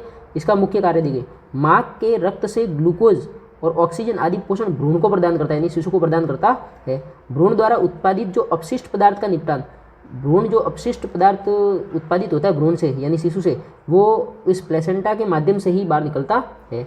अब देखिए आगे, अंड के निषेचन से लेकर शिशु के जन्म तक के समय को क्या कहते हैं? गर्भकाल कहते हैं। इसकी अवधि कितनी होती है? लगभग 9 महीने। जब अंड का निषेचन नहीं होता तब क्या होता है? हर महीने गर्भाशय खुद को निषेचित अंड प्राप्त करने के लिए तैयार करता है। गर्भाशय की भित्ति मांसल एवं स्पंजी होती है, यह भ्रूण के विकास के लिए जरूरी है। अब देखिए आगे, यदि निषेचन नहीं होता तो इस भित्ति की आवश्यकता नहीं रहती, अतः यह परत धीरे धीरे टूटकर योनि मार्ग से रक्त एवं म्यूकस के रूप में बाहर निकलती है। यह चक्र लगभग 1 महीने का समय लेती है तथा इसे ऋतुस्राव या रज्जोधर्म कहते हैं। 40 से 50 वर्ष की उम्र के बाद अंडाशय से अंड का उत्पन्न होना बंद हो जाता है, फलस्वरूप रज्जोधर्म बंद हो जाता है, इसे रज्जो निवृत्ति कहते हैं। आगे देखिए, जनन स्वास्थ्य। देखिए जनन स्वास्थ्य, जनन स्वास्थ्य का अर्थ है जनन से संबंधित सभी आयाम जैसे शारीरिक, मानसिक और सामाजिक एवं व्यावहारिक रूप से स्वस्थ होना। अब देखिए आगे, रोगों का लैंगिक संचरण, एसटीडी। अनेक रोगों का लैंगिक संचरण भी हो सकता है, जैसे जीवाणुजनित गोनोरिया और सिफिलिस। विषाणुजनित, ये जीवाणु से होते हैं गोनोरिया, सिफिलिस, और विषाणुजनित कौन सा है? मस्सा, HIV एड्स। ठीक है, कंडोम के उपयोग से इन रोगों का संचरण कुछ सीमा तक रोकना संभव है। गर्भरोधन क्या होता है? गर्भ धारण को रोकना गर्भरोधन कहलाता है। गर्भरोधन के प्रकार, यांत्रिक अवरोध, शुक्राणु को अंड कोशिका तक नहीं पहुंचने दिया जाता, इसको यांत्रिक अवरोध कहते हैं। उदाहरण, शीशन को ढकने वाला कंडोम, योनि में रखे जाने वाले सर्वाइकल कैप। रासायनिक तकनीक, मादा में अंड को न बनने देना, इसके लिए दवाई ली जाती है जो हार्मोन के संतुलन को परिवर्तित कर देती है। इनके अन्य प्रभाव विपरीत प्रभाव भी हो सकते हैं। आगे, IUCD, इंट्रा यूटेरिन कॉन्ट्रासेप्टिव डिवाइस।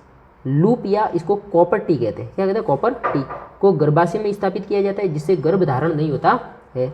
शल्य क्रिया तकनीक, पहला है नसबंदी। पुरुषों में शुक्र वाहिकाओं को रोककर उसमें से शुक्राणुओं के स्थानांतरण को रोकना, ये नसबंदी कहलाती है। आगे, ट्यूबक्टॉमी। ट्यूबक्टॉमी क्या होता है? महिलाओं में अंड वाहिनी को अवरुद्ध कर अंड के स्थानांतरण को रोकना, ये ट्यूबक्टॉमी कहलाती है। देखो, भ्रूण हत्या, मादा भ्रूण को गर्भाशय में ही मार देना भ्रूण हत्या कहलाती है, जो कि एक गंभीर कानूनी अपराध है। एक स्वस्थ समाज के लिए संतुलित लिंग अनुपात आवश्यक है। यह तभी संभव होगा जब लोगों में जागरूकता फैलाई जाएगी। वह भ्रूण हत्या व भ्रूण लिंग निर्धारण जैसी घटनाओं को रोकना होगा। इस प्रकार आपका ये पार्ट होता है पूरा। अब अपन बात करते हैं आगे नेक्स्ट चैप्टर की, चैप्टर नंबर 9। तो दोस्तों अभी अपन पढ़ेंगे अध्याय 9। अध्याय 9 है आनुवांशिकता एवं जैव विकास। देखते हैं, देखिए तो देखिए कुत्ते भौंक रहे, पहले तो पड़ोसी शांत हो गया तो अब कुत्ते भौंकने लगे। देखिए अब कुत्तों को भौंकने दिया जाए पहले। देखो आनुवांशिकी, आनुवांशिकी देखो किसका अध्ययन है?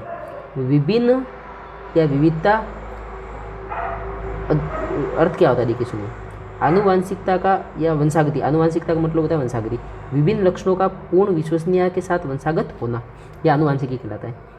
अध्ययन है किसका, देखो विभिन्नता या विविधता का, यह जनक और संतति के लक्षणों की असमानता की अवस्था है। अब देखिए आगे इसमें क्या होता है, आगे देखिए शारीरिक कोशिकाओं की विभिन्नता और जनन कोशिकाओं की विभिन्नता। तो देखो सोमेटिक वेरिएशन और इसको जेमेटिक वेरिएशन बोलते हैं, गैमेटिक। तो यह शारीरिक कोशिकाओं में आती है, ये अगली पीढ़ी में स्थानांतरित नहीं होती। जो शारीरिक कोशिकाओं में विभिन्नता होती है वो अगली पीढ़ी में स्थानांतरित नहीं होती, जैव विकास में सहायक नहीं होती है।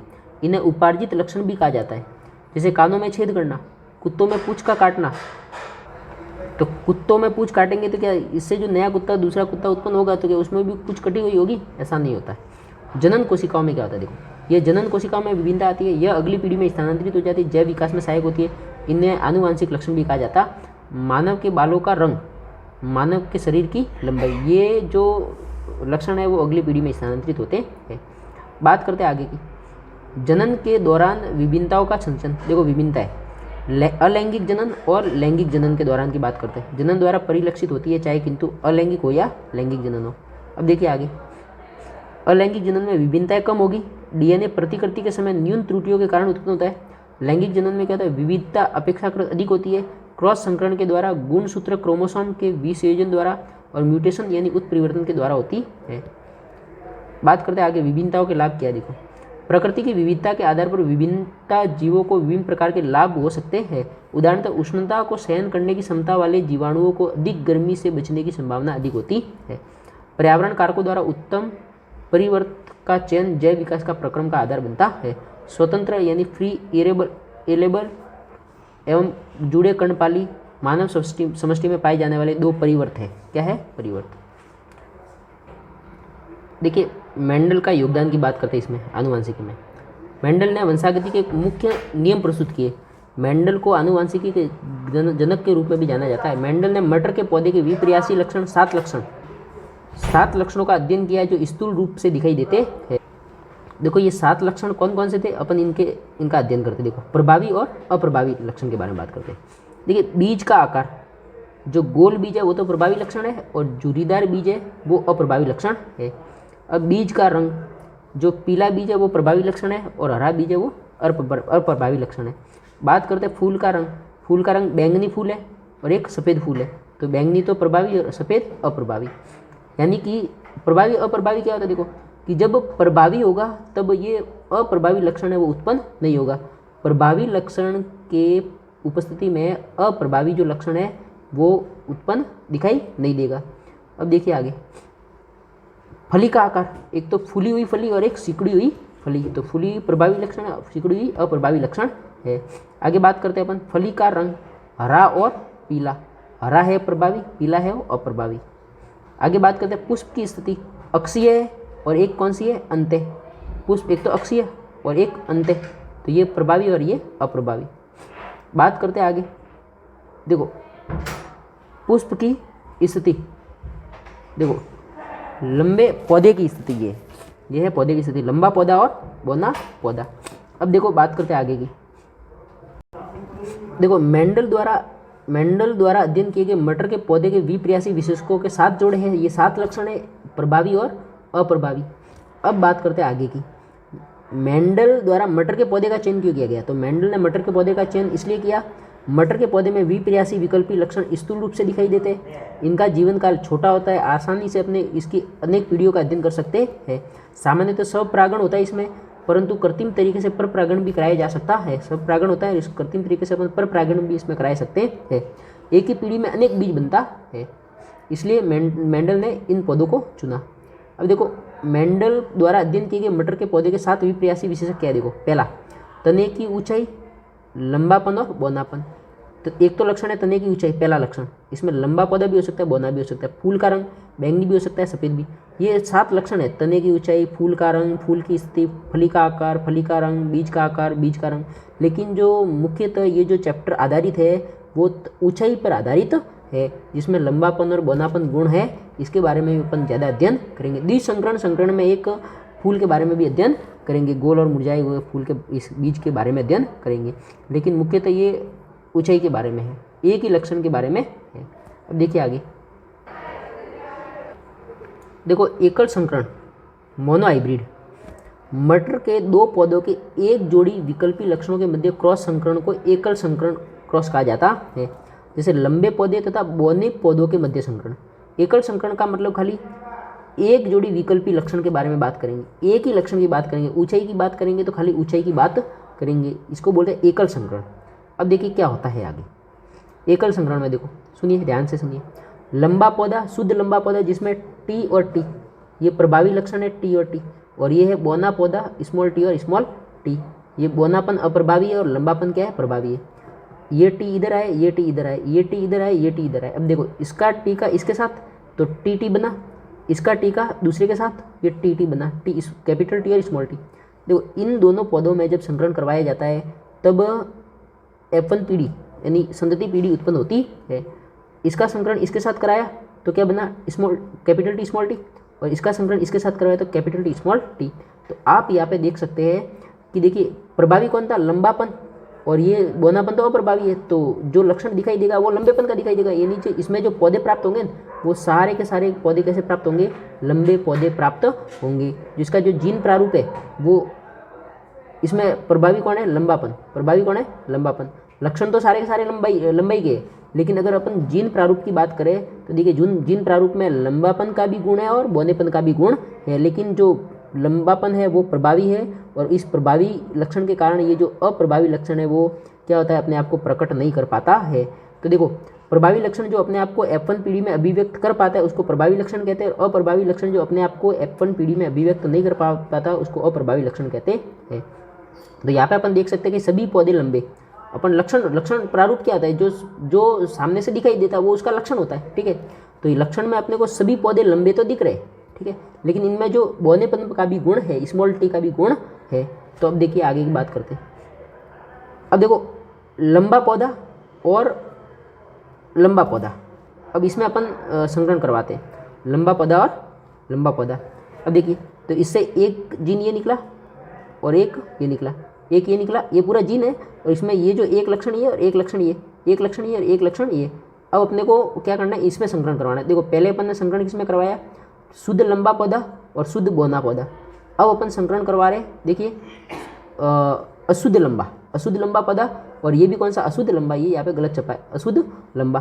तो अशुद्ध लंबे पौधे में जब संकरण करवाया जाता है तो ये टी अलग हो गया, ये टी अलग हो गया, ये टी अलग हो गया, ये टी अलग हो गया। अब देखिए इसका इसके साथ तो ये लंबा, इसका इसके साथ तो ये लंबा, इसका इसके साथ तो ये भी लंबा, और इसका इसके साथ तो ये बौना पौधा।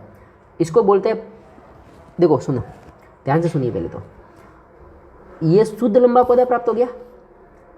ये कौन सा पौधा प्राप्त है, ये लंबा पौधा तो है लेकिन शुद्ध लंबा नहीं, क्यों, क्योंकि इसमें बौनेपन का भी गुण है। ये लंबा पौधा तो है लेकिन सुनिए क्या है, इसमें ये शुद्ध लंबा नहीं, ये बौनेपन का भी गुण है। ये जो कौन सा पौधा प्राप्त होता है, बौना पौधा प्राप्त होता है। तो ये अपने को जो सारी व्यवस्था दिखती है ये दूसरी पीढ़ी में, F2 पीढ़ी में दिखती है। कौन सी पीढ़ी में दिखती है अपने को, F2 पीढ़ी में। तो आप यहाँ से समझ पाएंगे कि देखिए ध्यान से सुनिए, आप यहाँ पे देख पाएंगे कि जो जनक पीढ़ी थी उसमें लंबा था और ये बौना था। तो जो पहली पीढ़ी में बौनेपन का गुण प्रकट नहीं हुआ, लेकिन इसका मतलब ये नहीं कि ये जो बौनेपन का ये जो गुण है वो मिक्स हो गए। इसका मतलब ये नहीं कि बौनेपन का जो गुण है वो इसमें लंबेपन में मिक्स हो गया। ये अपने आप को पृथक रख पाता है, जो किसमें फिर अलग हो जाता है, दूसरी पीढ़ी में अलग होकर बौनेपन का भी गुण यहाँ पे प्रकट हो जाता है। तो इसको बोलते हैं पृथक्करण का नियम। अब देखिए आगे, जब अपन ने लंबे पौधे का वापस लंबे पौधे से करवाया यानी अशुद्ध लंबे से करवाया, तब ये बौनेपन का गुण F2 पीढ़ी में दिखाई देता है। अब देखिए आगे की अपन बात करते हैं। तो अवलोकन, देखिए सुनिए ध्यान से, अवलोकन में क्या है, देखिए कि प्रथम संतति F1 पीढ़ी में सभी पौधे लंबे थे। देखो प्रथम पीढ़ी में सभी पौधे लंबे थे, यानी कि T T T T T T और टी टी सभी पौधे लंबे थे। F2 पीढ़ी में 3/4 यानी 4 में से 3 पौधे तो लंबे थे और एक पौधा क्या था, बौना था। 1/4 पौधा बौना था। जीनोटाइप क्या था, देखो F2 पीढ़ी का, तो 3 तो लंबे थे और एक बौना। तो ये जीनोटाइप नहीं है, इसको बोलते हैं फिनोटाइप, लक्षण प्रारूप। क्या बोलते हैं इसको, लक्षण प्रारूप। और जीनोटाइप तो देखो कैसा था, वापस देखिए मैं आपको जीनोटाइप और लक्षण प्रारूप और जीन प्रारूप के बारे में बताता हूँ। देखिए सुनिए, ऊपर जाते हैं वापस, देखो यहाँ पे ये जो जीन देखो, ये टी टी है, ये टी टी है, ये आपको कितना दिख रहा है इसमें, टी टी कितना दिख रहा है, ये खाली एक ही दिख रहा है, ठीक है। अब ये जो कैपिटल टी और स्मॉल टी कितना दिख रहा है, ये 1 और 2 दिख रहे हैं, ठीक है। और ये कितना दिख रहा है आपको, ये वाला, ये कितना दिख रहा है 1। तो ये जीन अंदर का लक्षण, यानी जीन का जो लक्षण है वो ये शुद्ध जीन है, शुद्ध लंबा जीन है, ये अशुद्ध लंबा है, ये भी अशुद्ध लंबा है। तो ये जीन अलग है ना, ये देखो इसमें इस कैपिटल टी और स्मॉल टी भी आ गए, इसमें भी कैपिटल टी और स्मॉल टी, ये दोनों तो समान है लेकिन इससे अलग है। तो इसका मतलब है कि ये जीन 1 होगा और ये कितने जीन है ऐसे 2, और ये को कितना जीन है इसमें 1। तो जीन टाइप तो F2PD में कितना आया 1:2:1। लेकिन अगर अपन लक्षण प्रारूप की बात करें, ये तो है जीन प्रारूप कि दूसरी पीढ़ी में ये जीन प्रारूप ऐसा प्राप्त होता है। और अगर अपन बात करें लक्षण प्रारूप की, तो देखिए लक्षण क्या दिख रहे हैं आपको, ये भी लंबा दिख रहा है, ये भी लंबा दिख रहा है, ये भी लंबा दिख रहा है और ये बौना दिख रहा है, यानी कि 3 पौधे तो लंबे और 1 पौधा बौना। तो जो लक्षण प्रारूप है वो 3:1 का है, जबकि जीन प्रारूप में देखो ये जीन एक ही है, ऐसे जीन है 2 और ऐसा जीन है 1। तो जीन प्रारूप 1:2:1 होता है। बात करते हैं देखो F1 पीढ़ी की, अगर अपन बात करें इस F1 पीढ़ी की, तो F1 पीढ़ी में देखो जीन प्रारूप क्या है 1, 2, 3 और 4, यानी कि चारों के चारों कैसे, चारों के चारों एक जैसे है। और लक्षण प्रारूप भी क्या है, सभी के सभी क्या है, एक जैसे है। तो इसमें जीन प्रारूप और लक्षण प्रारूप सभी समान है। अब देखिए आगे की बात करते हैं। तो देखिए ये जो है जीनोटाइप नहीं है, ठीक है। तो ये 3:1 ये तो लक्षण प्रारूप है, क्या है लक्षण प्रारूप। और ये जो 1:2:1 यानी कि टी टी फिर टी स्मॉल टी और स्मॉल टी, ये 1:2:1, ये क्या है आपका लक्षण, ये जीन प्रारूप। अब देखिए आगे ये टी का संयोजन 1:2:1 में प्राप्त होता है। निष्कर्ष देखिए, कैपिटल टी और कैपिटल टी स्मॉल टी दोनों लंबे पौधे, यद्यपि टी कौन सा पौधा है, बौना पौधा है। टी की एक प्रति पौधों को लंबा बनाने के लिए पर्याप्त है, क्यों, क्योंकि ये प्रभावी लक्षण है। जबकि बौनेपन के लिए टी की दोनों प्रतियां होनी चाहिए, क्यों, क्योंकि टी क्या है, जो बौनापन है वो अप्रभावी है, और इस प्रभावी के साथ अगर ये अप्रभावी आ जाता है तो ये अपने आप को अभिव्यक्त नहीं कर पाता और वो पौधा लंबा नहीं होगा। देखो सुनिए, वापिस सुनिए, जब ये बौनापन अप्रभावी है, देखिए तो क्या होता है, सुनिए ध्यान से, ये जो स्मॉल टी है, ये जो स्मॉल टी है वो अप्रभावी होता है और ये कैपिटल टी क्या होता है, प्रभावी होता है। तो जब ये जो स्मॉल टी है बौनापन, जब ये इसको कैपिटल टी के साथ आ जाता है तो ये अपना प्रभाव दिखा नहीं पाता। तो जो ओवरऑल जो टी वाला जो जीन है वो ओवरऑल क्या होगा, ये जो पौधा है वो लंबा होगा। क्या होगा, लंबा। क्यों, क्योंकि इसमें प्रभाव किसका है, लंबेपन का प्रभाव है। अब देखिए आगे की बात करते हैं। तो टी की प्रति लंबा होने के लिए पर्याप्त है, जबकि बौनेपन के लिए टी की दोनों प्रति आवश्यक है। टी जैसे लक्षण प्रभावी लक्षण कहलाते हैं और स्मॉल टी जैसे लक्षण अप्रभावी कहलाते हैं, क्योंकि ये प्रभावी लक्षण की उपस्थिति में ये अपने आप का अपना प्रभाव दिखा नहीं पाता। देखो द्विसंकरण की बात करते हैं अपन, द्विसंकर संकरण, विकल्पी संकरण। देखो इसको क्या कहते हैं, मटर के 2 पौधों के 2 जोड़ी विकल्प लक्षणों के मध्य क्रॉस करवाए जाते हैं। इसमें 2 लक्षण होते हैं, एक तो है गोल यानी आर और एक है पीला यानी वाई, एक ये लक्षण है, और दूसरा है झुर्रीदार स्मॉल आर और ये स्मॉल वाई। तो गोल और पीला और झुर्रीदार और हरा, इसमें 2 लक्षणों के मध्य क्रॉस करवाया जाता है। तो आगे देखिए, ये है युग्मक, देखो गोल और पीला का एक बनता है और एक झुर्रीदार आर और स्मॉल ये वाई यानी हरा का एक बनता है। अब दोनों को मिला के देखो, तो आर क्या है, प्रभावी है, तो गोल प्रभावी है, और यहाँ से देखो ये कैपिटल पीला क्या है, ये प्रभावी है। ओवरऑल जो बीज बनेगा वो कौन सा बनेगा, गोल और पीला। कैसा बनेगा, गोल और पीला, क्योंकि ये जो झुर्रीदार और हरा ये अपने आप को प्रभावी नहीं कर पाएगा। अब देखो आगे बात करते हैं F1 पीढ़ी की। तो F1 पीढ़ी में गोल और पीला यानी कि आर और वाई स्मॉल वाई, ये गोल और ये पीला प्रभावी है, लेकिन इसमें झुर्रीदार और हरे वाले का भी गुण है। अब आगे क्या होता है, स्वपरागण कराते हैं अपन, ऐसे बीजों में अपन स्वपरागण कराए थे। तो देखो स्वपरागण में क्या होता है, देखो ध्यान से, स्वपरागण के बाद देखो स्वपरागण कराया जाता है कैसे, देखो स्वपरागण ऐसे होता है, देखो R small R capital Y small Y, फिर यहाँ पे R small R capital Y और स्मॉल वाई। अब देखो आर तो एक बनेगा आपका आर और एक बनेगा देखो आर इसके साथ आर वाई, ये होगा आर वाई और एक आर स्मॉल वाई, तो एक होगा आर स्मॉल वाई, फिर ये इसकी आर की बात करते तो आर कैपिटल वाई और एक होगा R small Y, small R small Y. तो इस प्रकार 1 2 3 और 4 लक्षण मिलेंगे अपने को। तो आगे देखते हैं अपन, देखो सुनो। तो देखो R capital R small Y capital Y, small R capital Y, capital R small Y और स्मॉल आर स्मॉल वाई। इस प्रकार 4 इधर और 4 इधर। तो इससे जो बनेगा देखो, इसका इसके साथ देखो तो आर आर फिर कैपिटल वाई और कैपिटल वाई। तो आर आर कौन सा गुण है? पीलेपन का, सॉरी गोल का।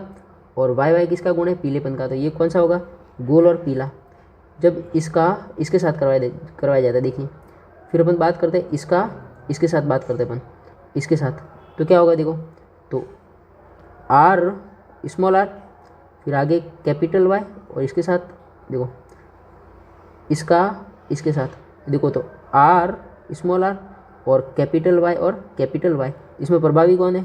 आर यानी राउंड यानी गोल होगा बीज, और ये येलो कैसा होगा? पीला बीज होगा, येलो पीला बीज होगा। तो अब देखिए आगे, इस प्रकार अगर अपन क्रॉस करवाते तो चित्र में दिखाई दे रहे ऐसे बीज अपने को प्राप्त होते हैं।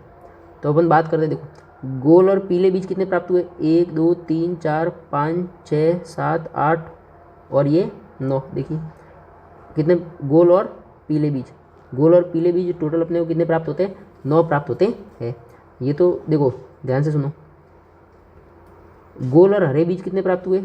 गोल और हरे बीज 3 प्राप्त हुए। तो देखो 9 अनुपात ये 3 अनुपात ये 3 अनुपात और ये 1। और जूरीदार और हरा कितना बीज प्राप्त हुआ? 1 बीज प्राप्त होता है। तो ये तो होता है फिनोटाइप। फिनोटाइप का मतलब लक्षण प्रारूप, जो अपने को बाहर से लक्षण दिखते हैं। लेकिन अगर अपन जीन प्रारूप की बात करें तो जीन प्रारूप इसमें अलग होगा। कैसे? द्विसंकर क्रॉस परिणाम के जिनके 2 विपरीत विशेषकों में भिन्न थे, जैसे बीज का रंग और बीज की आवृत्ति। अब देखो आगे, गोल पीले बीज 9, गोल हरे बीज 3, जूरीदार पीले बीज 3 और जूरीदार हरे बीज 1। इस प्रकार 2 से अलग अलग बीजों की आकृति एवं रंग को स्वतंत्र वंशानुगति होती है। लक्षण अपने आप को किस प्रकार अभिव्यक्त कर पाते? कोशिका के डीएनए में होते। आगे जीन डीएनए की रचनात्मक या क्रियात्मक इकाई होती है। आगे सूचना स्रोत होता है और फिर प्रोटीन का संश्लेषण होता है। प्रोटीन विभिन्न लक्षणों की अभिव्यक्ति को नियंत्रित करता है एंजाइम और हार्मोन के द्वारा। अब देखो आगे, तो ये जो जीन है कैपिटल वाला, ये जो कैपिटल वाला जीन है, जो प्रभावी लक्षण है, ये एंजाइम का दक्षता से कार्य करता है, पर्याप्त मात्रा में हार्मोन बनाना, और ये लंबे पौधे बनते हैं। जीन टी जो अप्रभावी लक्षण है, एंजाइम का कम दक्षता से कार्य करता है, अपर्याप्त मात्रा में हार्मोन बनाता है, और ये बौनेपन का गुण प्राप्त हो जाता है। आगे देखिए लिंग निर्धारण कैसे होता है। लिंग निर्धारण के लिए उत्तरदायी कारण, तो कुछ प्राणियों में लिंग निर्धारण अंडे के उष्मायन ताप पर निर्भर करता है, जैसे घोंघा। कुछ प्राणियों जैसे मानव में लिंग निर्धारण, अब देखिए कुछ प्राणियों जैसे कि मानव में लिंग निर्धारण लिंग सूत्र पर निर्भर करता है, जैसे XX मादा में होता है, XY नर में होता है। अब अपन आगे बात करते हैं मानव में लिंग निर्धारण। देखिए तो मानव में लिंग निर्धारण नर है XY और मादा है XX। यहाँ से X और ये Y, यहाँ से X और ये X, देखो X और ये X XX, X और ये X XX, Y और ये X XY और Y और ये XY। तो XX तो नर मादा बनेगा और XY क्या बनेगा? नर बनेगा। युग्मक और ये संतति, ये तो युग्मक है और ये संतति है। बात करते हैं आगे, मतलब आधे बच्चे लड़के व आधी लड़की हो सकती है। सभी बच्चे चाहे वह लड़का हो अथवा लड़की अपने माता से X गुणसूत्र प्राप्त करते हैं। अब देखिए यहाँ पे जो मादा है अपने माता से तो क्या गुणसूत्र प्राप्त करते हैं? X ही प्राप्त करते हैं। लेकिन जो नर है अपने पिता से Y गुणसूत्र प्राप्त करते हैं। इसका मतलब उस संतति का लड़की होना या लड़का होना वो डिपेंड किस पे करता है? पिता पे डिपेंड करता है, माता पे डिपेंड नहीं करता, क्योंकि माता से तो उसको XX ही मिलता है। लेकिन X के साथ एक Y आ जाता है, तो Y तो किससे मिलेगा? पिता से। तो उसका लड़की होना या लड़का होना ये पिता पे डिपेंड करता है, माता पे डिपेंड नहीं करता। अब देखिए आगे, तो सभी बच्चे चाहे लड़के हो अपने माता से X गुणसूत्र प्राप्त करते हैं। बच्चों का लिंग निर्धारण इस बात पर निर्भर करता है कि उन्हें पिता से किस प्रकार का गुणसूत्र प्राप्त हुआ। जिस बच्चे को अपने पिता से X गुणसूत्र वंशानुगत हुआ है वह लड़की, वह जिसे पिता से Y गुणसूत्र वंशानुगत हुआ है वह लड़का होता है। अब बात करते हैं जैव विकास की। तो विकास वह निरंतर धीमी गति से होने वाला प्रक्रम जो हजारों करोड़ों वर्ष पूर्व जीवों में शुरू हुआ, जिससे नई स्पीशीज का उद्भव हुआ। स्थिति है, देखो लाल भ्रंगों का समूह जनन के द्वारा रंग में परिवर्तन हुआ। आगे बात करते हैं, सभी भ्रंग लाल हुए, एक भ्रंग हरा हुआ। फिर देखो केवल एक हरा कौवों द्वारा लाल भ्रंग का लक्षण भक्षण और भ्रंगों की संख्या में कमी, ये भक्षण है, ठीक है, ये क्या है, भक्षण है। और ये जनन हुआ एक भ्रंग हरा में, संतति भ्रंग क्या हुई, हरी हुई। अब देखो हरे भ्रंगों का झाड़ियों से मेल, कौवों द्वारा भक्षण में कमी, झाड़ी से मेल हो गया तो भक्षण में कमी होगी, हरे भ्रंगों की संख्या में क्या होगी, बढ़ोतरी हो गई। ये आप बुक में देखोगे तो आपको वह अच्छी तरह से समझ में आ जाएगा, एक बार बुक में भी देख लेना इसको। देखो फिर हरे भ्रंगों को प्राकृतिक चयन का फायदा हुआ, क्योंकि वे हरी झाड़ियों में दृश्य नहीं हो पाए, और यह प्राकृतिक चयन कौवों द्वारा किया गया। प्राकृतिक चयन भ्रंग समष्टि में अनुकूल दशा रहे, जिससे समष्टि पर्यावरण में और अच्छी तरह से रह सके। अब बात करते देखो स्थिति से अगर लाल भ्रंगों का समूह जनन द्वारा रंग में परिवर्तन। अब देखो रंग में परिवर्तन, देखो सभी भ्रंग लाल और एक नीला भ्रंग, केवल एक नीला भ्रंग जनन के द्वारा देखो लाल भ्रंगों की संख्या में बढ़ोतरी हुई, और यहाँ पे नीले भ्रंगों की संख्या में बढ़ोतरी हुई। अब देखिए आगे, कोयल लाल तथा नीले भ्रंगों को पहचान कर खा जाते हैं, भ्रंगों की संख्या में क्या आ जाती है, कमी। लाल भ्रंग तथा नीले से अधिक। फिर भी अचानक हाथी आता है और भ्रंगों सहित झाड़ी को रौंद देता है, संयोग से नीले भ्रंग बच जाते और लाल भ्रंग नष्ट हो जाते। अब देखिए आगे निष्कर्ष, रंग परिवर्तन से अस्तित्व के लिए कोई लाभ नहीं मिला। यह संयोग ही था कि दुर्घटना के कारण एक रंग की भ्रंग समष्टि बच गई, नीले बच गए, समष्टि का वह स्वरूप बदल गया। अतः छोटी समष्टि में दुर्घटना किसी जीन की आवृत्ति की प्रभावित कर सकती है, जबकि उनकी उत्तरजीविता हेतु कोई लाभ नहीं होता। स्थिति थर्ड की बात करते हैं, लाल भ्रंगों का समूह। अब देखिए भ्रंगों के आवास यानी झाड़ियाँ पादप रोग लग जाता है, झाड़ियों में क्या लग जाता है, रोग। भ्रंगों के औसत भार में अल्प पोषण की वजह से क्या हो जाती है, कमी। भ्रंगों की संख्या में निरंतर क्या हो जाती है, गिरावट आ जाती है। फिर पौधों का रोग समाप्त हो जाता है, तब भ्रंगों की संख्या तथा भार में फिर वृद्धि हो जाती है।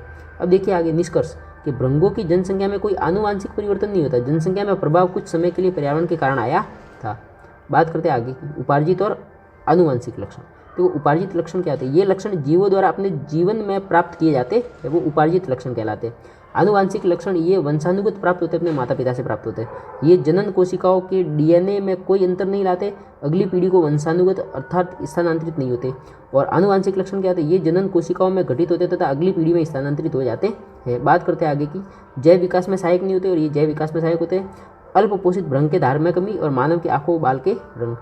अब देखिए जाति उद्भव किस प्रकार होता है, जीन प्रवाह उन दो समष्टियों के बीच होता है जो पूरी तरह से अलग नहीं हो पाती किंतु आंशिक रूप से अलग है, ये जीन प्रवाह कहलाता है। देखिए आगे जीन प्रवाह, देखो स्थानीय समष्टि में विभिन्नता, उपसमष्टि x1 और उपसमष्टि x2, ये स्थानीय और ये अप्रवासी, दोनों में जनन हुआ तो जीन प्रवाह हुआ और स्थानीय समष्टि में विभिन्नता आ गई। जैसे जहाँ पे स्थानीय समष्टि थी वो थोड़े अलग दिखने लगे, जैसे कि अंग्रेज और भारतीयों की बात करते हैं। अब देखिए आगे आनुवांशिक विचलन, किसी एक समष्टि की उत्तरोत्तर पीढ़ियों में जीन्स की बारंबारता से अचानक परिवर्तन का उत्पन्न होना। प्राकृतिक चुनाव क्या था, वह प्रकरण जिसमें प्रकृति उन जीवों का चुनाव कर बढ़ा देती है जो बेहतर अनुकूलन करते। देखो भौगोलिक पृथक्करण, वैसे पास में भजन चल रहे तो आप आनंद लीजिए और इस 90 पाठ का भी आनंद लीजिए, ठीक है। जनसंख्या में नदी पहाड़ आदि के कारण आता है, इससे दो उपसमष्टि के मध्य अंतर जनन नहीं हो पाता है। अब देखिए आनुवांशिक विचलन क्या होता है, समष्टि जेड, समष्टि Z1, समष्टि उपसमष्टि Z2 भौगोलिक रूप से विलग नदी पहाड़ इत्यादि में रहते हैं। अब देखिए आगे क्या होता है, उत्तरोत्तर पीढ़ियाँ, इनकी जो पीढ़ियाँ आई विभिन्न परिवर्तनों का संग्रहण उपसमष्टि Z1 और उपसमष्टि Z2 में। अब देखिए आनुवांशिक विचलन हुआ, फिर प्राकृतिक विचलन और उपसमष्टि Z1 और उपसमष्टि Z2 में अंतर जनन में करने में असमर्थ हो गए।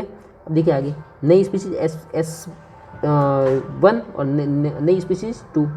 आनुवांशिक विचलन का कारण यदि डीएनए में परिवर्तन पर्याप्त है तो गुणसूत्रों की संख्या में भी परिवर्तन होता है। अब देखो आगे विकासीय संबंध योजना, समजात अभिलक्षण, विभिन्न जीवों में यह अभिलक्षण जिनकी आधारभूत संरचना लगभग एक समान होती है, यद्यपि विभिन्न जीवों में उनके कार्य भिन्न भिन्न होते हैं। देखो आधारभूत संरचना तो एक समान होती है लेकिन कार्य भिन्न भिन्न होते हैं, समजात लक्षण कहलाते हैं। उदाहरण पक्षी, सरीसृप, जल स्थलचर, स्तनधारी को पदों की आधारभूत संरचना एक समान है यानी पैरों की, लेकिन किंतु ये विभिन्न कशेरुकी जीवों में भिन्न भिन्न कार्य करते हैं। जैसे अपने में हाथ पैर अलग कार्य करते हैं, पक्षियों में अलग कार्य करते हैं, सरीसृपों में अलग कार्य करते हैं, जल स्थलचर में अलग कार्य करते हैं। अब देखिए आगे समजात अंग क्या कहते हैं। समजात अंग ये प्रदर्शित करते हैं कि इन अंगों की मूल उत्पत्ति एक ही प्रकार के पूर्वजों से हुई है, वह जैव विकास का प्रमाण देते हैं। समरूप अभिलक्षण क्या होते हैं, वह अभिलक्षण जिनकी संरचनाएं सम घटकों में अंतर होता है, सभी की उत्पत्ति भी समान नहीं होती किंतु कार्य समान होता है। समरूप कार्य तो समान होता है समरूप, और समजात यानी जिनकी जो अंगों की मूल उत्पत्ति एक जैसे होती उनको समझात अंग कहते हैं। देखो उदाहरण, पक्षियों के अग्रपाद एवं चमगादड़ के अग्रपाद समरूप अंग ये प्रदर्शित करते हैं कि जंतुओं के अंग जो समान कार्य करते हैं अलग अलग पूर्वजों से विकसित हुए।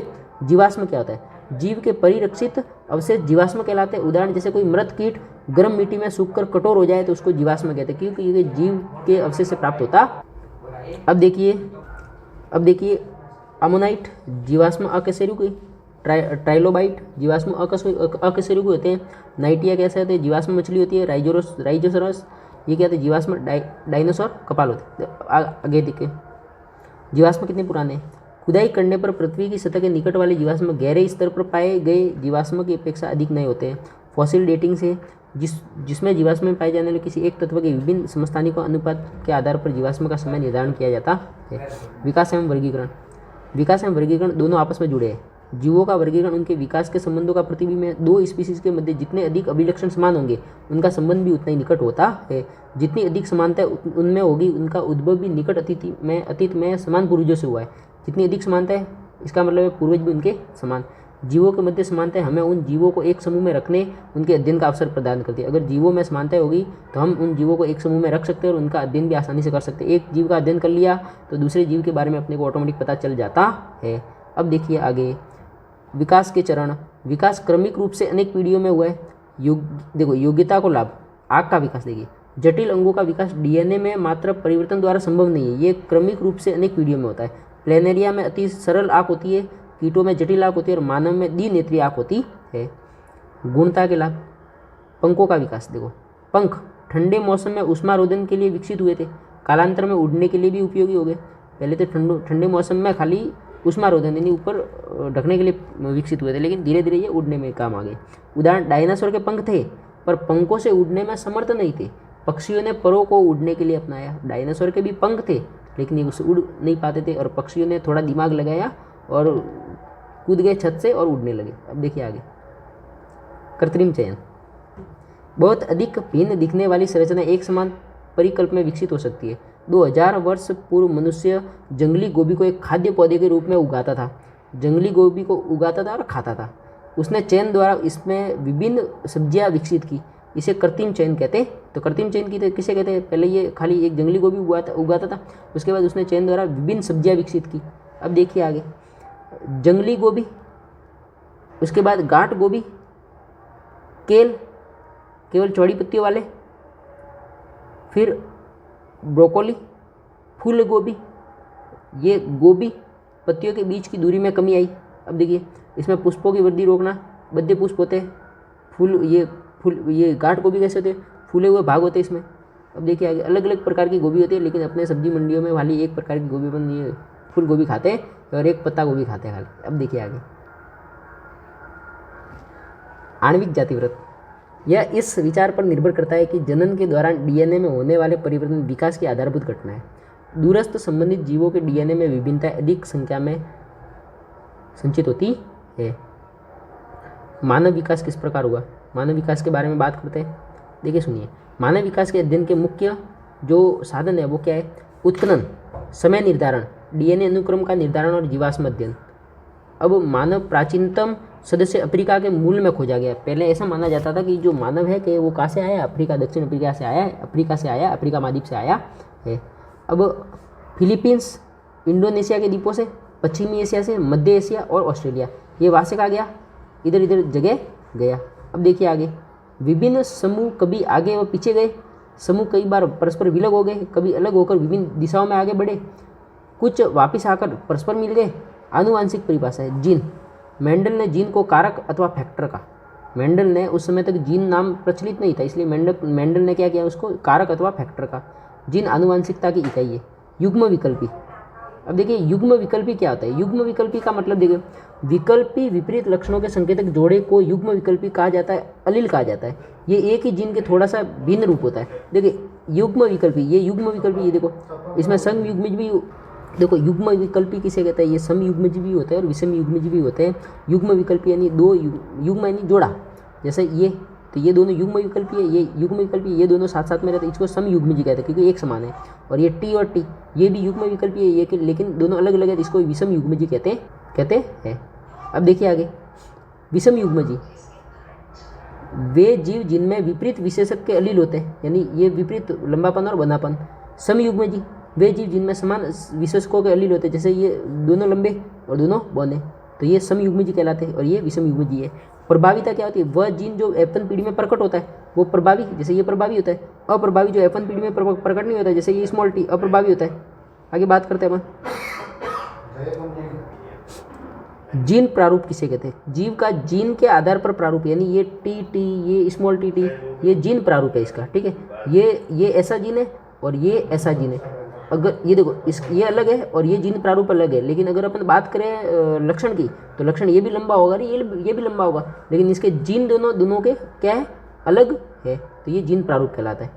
अब देखिए आगे, दृश्य प्रारूप यानी फिनोटाइप यानी लक्षण प्रारूप। जीव का बाहरी दृश्य जो होता है वो जैसे लंबा पौधा है, तो लंबा पौधा में देखो ये भी लंबा है और ये भी लंबा है, लेकिन अपन बाहर से देखने पर तो ये दोनों लंबे लगेंगे, लेकिन अंदर वाला जो जीन है ये जीन अलग है और ये जीन अलग है, तो ये इसको बोलते हैं फिनोटाइप या लक्षण प्रारूप कहते हैं, कि बाहर से देखने पर जो दिखाई देता है उसको लक्षण प्रारूप कहते हैं।